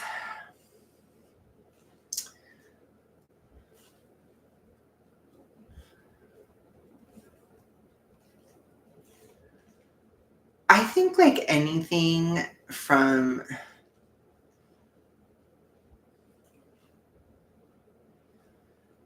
I don't know. I think like probably like 24 would probably be the youngest that I would probably seriously consider. That would be like, you know, but I feel like I would consider that. The oldest would probably be like early 40s. So probably like 42, something like that. But probably not. So it's like out of those two gaps, I'm probably more likely to go younger than older. But what I would prefer, if I could just like say this is the age I want, I would probably want somebody primarily between like my peak ages. I want somebody close to me in age. So I probably want somebody between 27 and 33. That would probably be the range that would be like, I feel like I could really date this person, you know? That would be like something I'd want.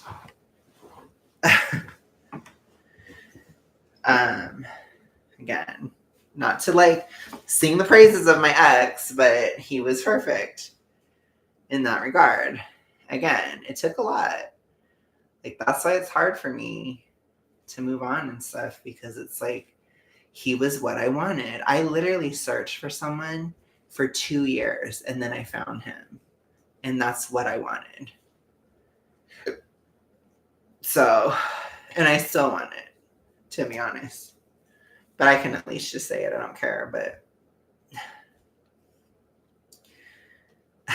I don't give a shit about like status or whatever. I don't care about that. Because it's like if I really do like somebody, I really like them. But a lot of guys I'm just not into. Like, I'm not into people like that. Okay, let's see what else we got. Let's have fun. Professional, clean cut, fun loving, outgoing guy. But he's older. I think he was like in his late 40s or something. It's too old. George, 50. I'm not doing it. Sorry, George. This guy, he's 46. I'm a bigger guy that is a top looking for fun. That just isn't something that makes me think, oh my gosh, totally a vibe. Let's totally see how this plays out. Like, no.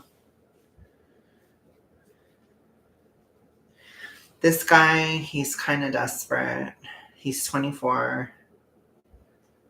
But I'm just not that attracted to him, and he's boring to talk to. So it's just not it. This guy I'm not attracted to.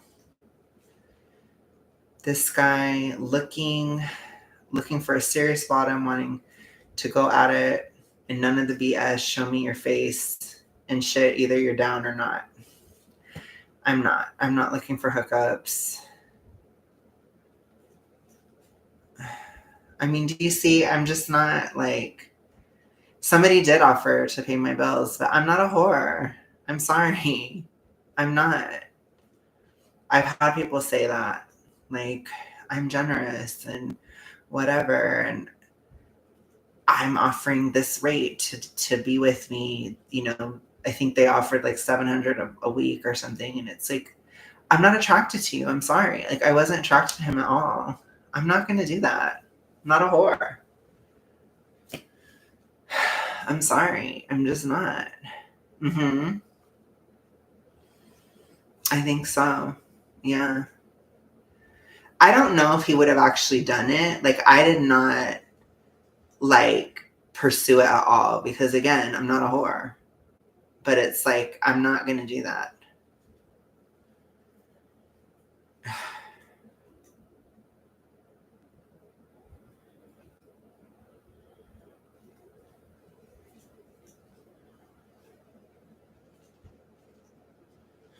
And then this person looking to play, but I can't host. Okay, well, I can't host.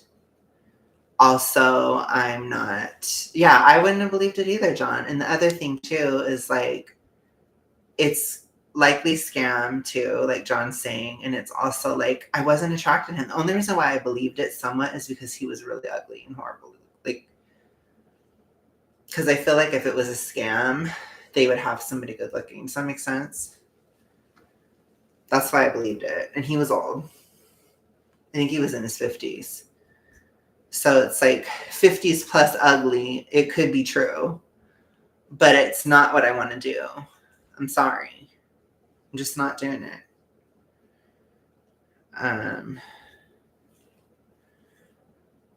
This person,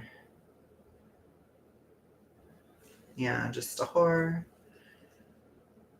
It's a whore, nothing more. I'm just kidding. No, it's not that. It's just I'm not a hookup person. So I'm just like, I don't want that. So I'm not going to do it.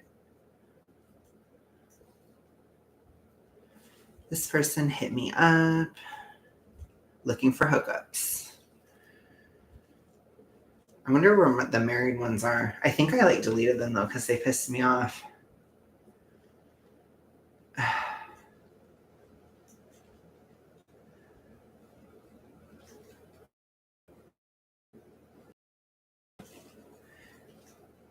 Yeah, I think I deleted the married ones because they made me mad. Because I just have like boring ones of like people I'm not interested in. Or like hookups. Like I don't delete that. It doesn't bother me. Like this guy. Hey, how's it going? Looking for play during the day between 11 and 4, but open to anything.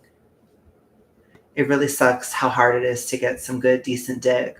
So to the front, if that's what you got to give today, but really down for anything, just hit me up. That's not attractive to me at all. Like when I hear that, I'm just like, oh my gosh, I just hear like the most desperate hoe that is probably like full of disease. Like I'm down for anything. Are you serious? Jeez.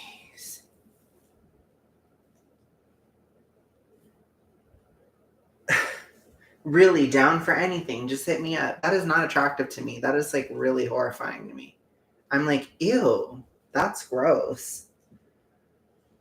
Ugh, like I hear that and I'm like, you have zero standards. Like, oh my gosh. Ugh.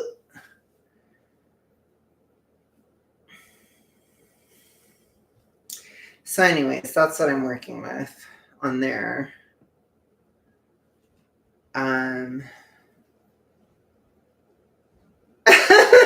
I love that, John.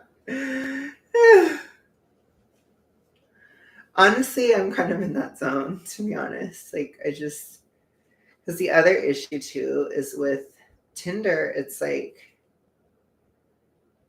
you will match with people and then they never will talk to you. And then you never will talk to them. Like, I don't talk to them either. So it's like we're both not talking to each other. Like, this guy is cute. He's fine. I never messaged him. Why? Because I don't have anything to say.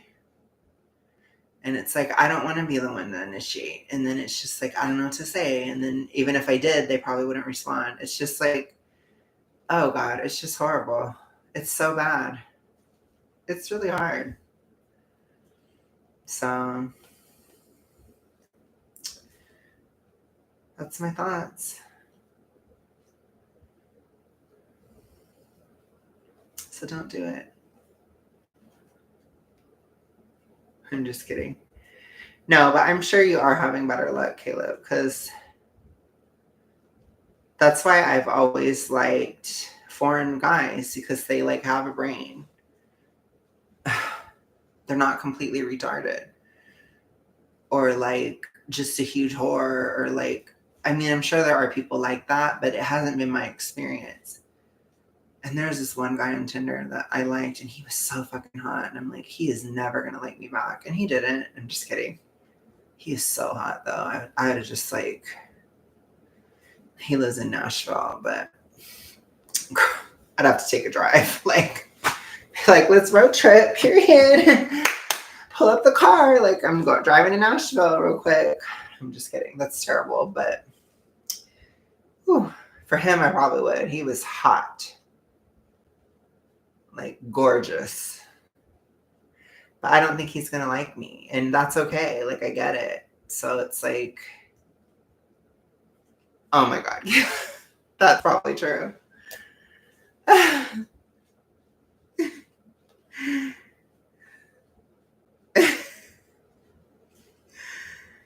Gosh. It's just horrifying. I don't know. Let me look at this app now. Let's see who has liked me on this app. Okay. This guy. I'm open to friendships and relationships. What I do, have fun. What I'm looking for, friends and more. What interests me, dating. The only issue with him is I was not attracted to him. So I'm like, damn. This guy, blank profile. Blank profile. Hey, not attractive. Not into it. Not attracted. This one guy, straight curious. This guy liked me. These are the kind of guys. And this guy was hot, of course, but it's like so sketchy. What I do, fitness masculine guy here. Yes, I know that being in this app is not straight. That way I'm saying I'm curious. If that makes you mad, just ignore me. Some guy with a girlfriend is what I'm hearing there. What I'm looking for, mostly fun. No pic, no dick. I'm getting several messages and if you don't have pics instantly, I'm not going to answer. And not a big fan of disappearing pics. If you keep sending pictures that disappear, maybe there's a reason I stopped answering. Weirdo.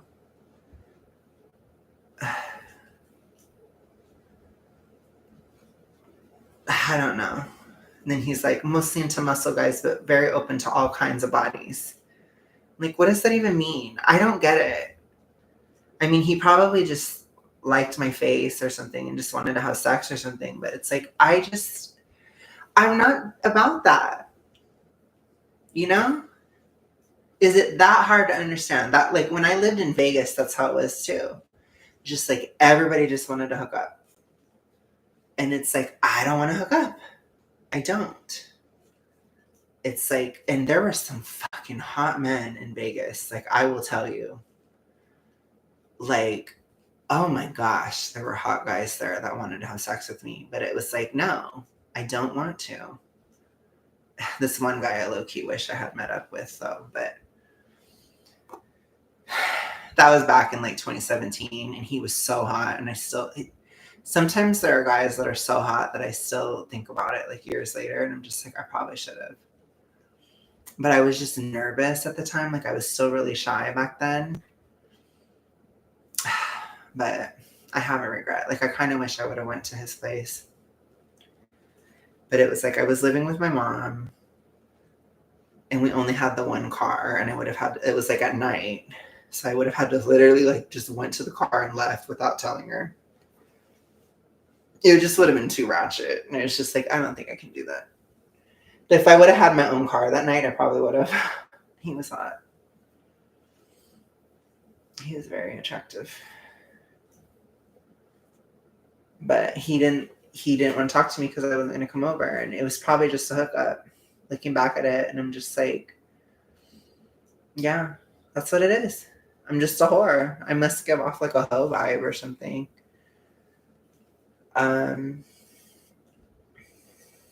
Yeah. That's the problem. That's the problem. It's not that that's why I don't like it. Well, it's not that I don't like it. I guess I just think it's stupid because there are a lot of times where people will be like, oh, Alex is an incel or something. And it's like, I'm not. It's just, I'm not a whore. I want a relationship. I want to actually be asked on a date. I don't get asked on dates. I'm not Caleb. I'm just trash, I guess. I'm just a hoe. I'm the other woman. That's what I'm meant to be. It's just horrible. It's like, I don't respect that. So, anyways, that's been my experience lately. That's been my experience this year. And again, I think I don't know, it's just weird. But I think part of it is because I lost weight. And I got into a fugly zone. And I think the guys that probably wanted to be my boyfriend back when I had a boyfriend, when I was just looking for people to hang out with, they probably liked me because I was big. And so they wanted to actually be my boyfriend. And then I lost weight, and then I'm just not it anymore. It's brutal. It's really brutal. But I think it's because gay men in general, they just have a type. And so it's like if they like fat, they want you fucking fat. If they don't like fat, they don't want you fat. And I'm just like there. I'm in the zone. And so this is what I get, you know? And to be fair, I was in this zone when I was in Vegas, and it was the same thing. So it's very odd, but it is definitely, I think it very much has to do with my size, like my current size. Isn't that crazy? Because times when I've been bigger, that's when I've had more relationship opportunity, is when I was bigger. And then when I'm in this zone, it's just hookups and other woman type of shit. And then I never got past this. Like I never got thinner. So we'll see. But I'm not going to be eating as much after Christmas now. So I'm going to probably start losing again pretty soon. And I guess I'll see when it changes.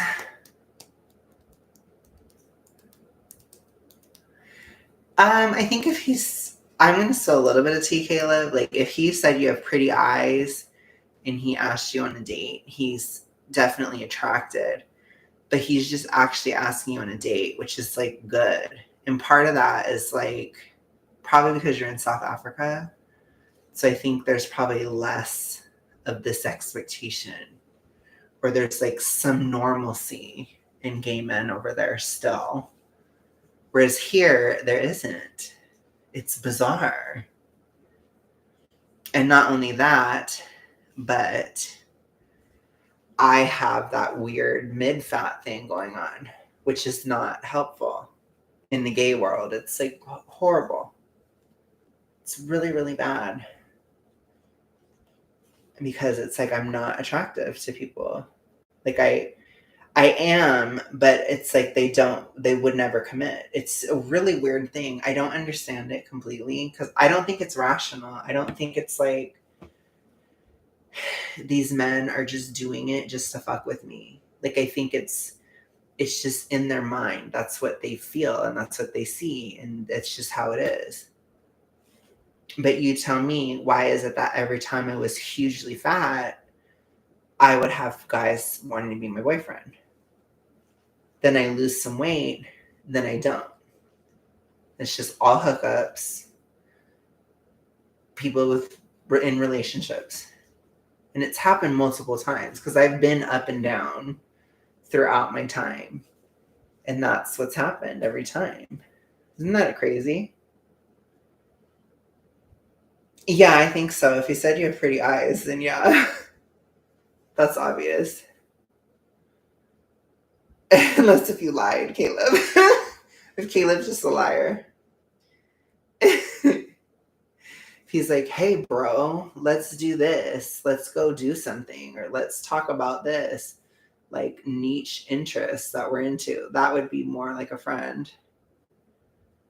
But if he's like, you have really pretty eyes. We should meet up sometime for the date. That's like a date. So yes, I do. I get it, Caleb. I don't think you're like super. I don't know if you're super experienced, but that's yes, he's attracted to you. In my opinion.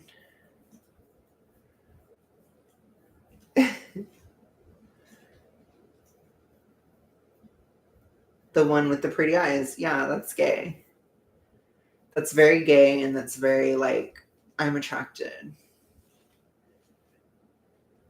Totally. Gay.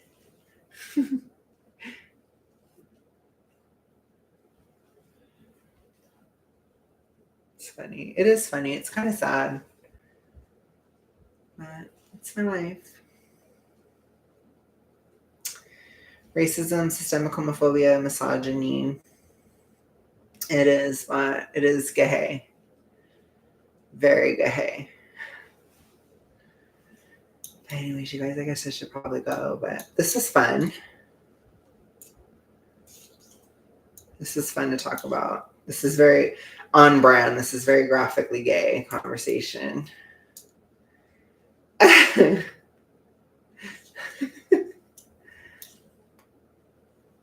Oh gosh. Oh, you said that he's femi too? He probably does. That'd be so funny.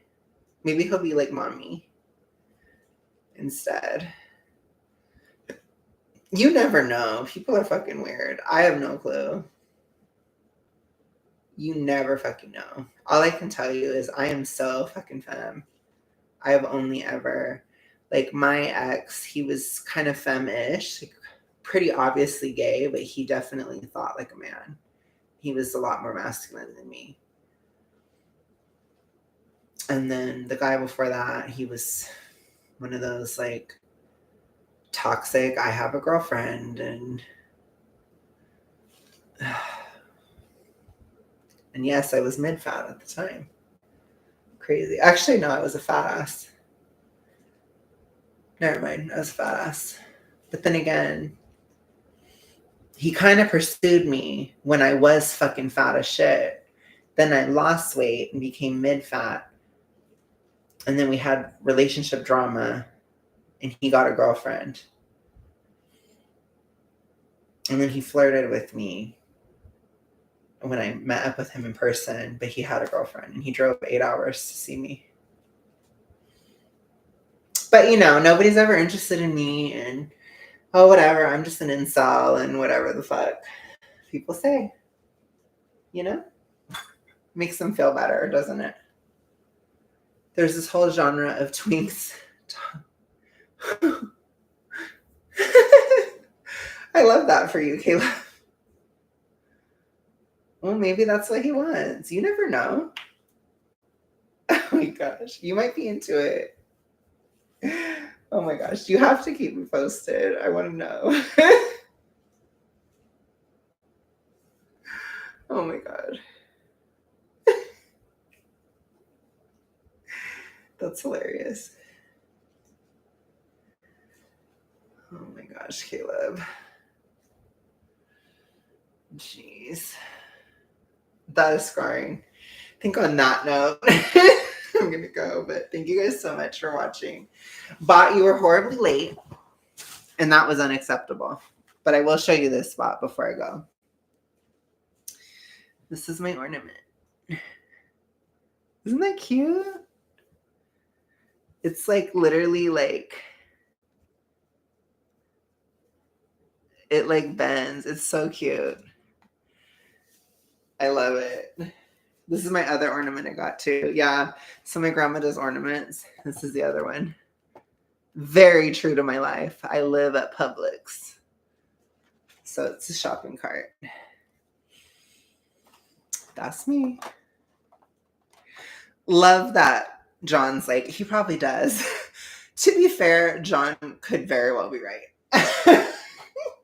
It's at least like, I want to say like, yeah, probably like 60% likely at least. I love that for you, Caleb. I'm dying to know. You have to tell me. Anyways, so that I'm gonna go. Merry Christmas, you guys. Hope you guys had a great. I can't even talk. Hope you guys had a great day. I'm going to probably go live more. Yeah, John's probably right, but I'm being nice. This is the one time that I'm nicer than John. Just kidding. But anyways, you guys, I'll talk later. We'll be back soon. I feel like going live a lot, and I want to try to. I'm gonna go live more. So. Yeah, that's true, John. Okay, I'll talk to you guys later. We'll be back soon. Bye.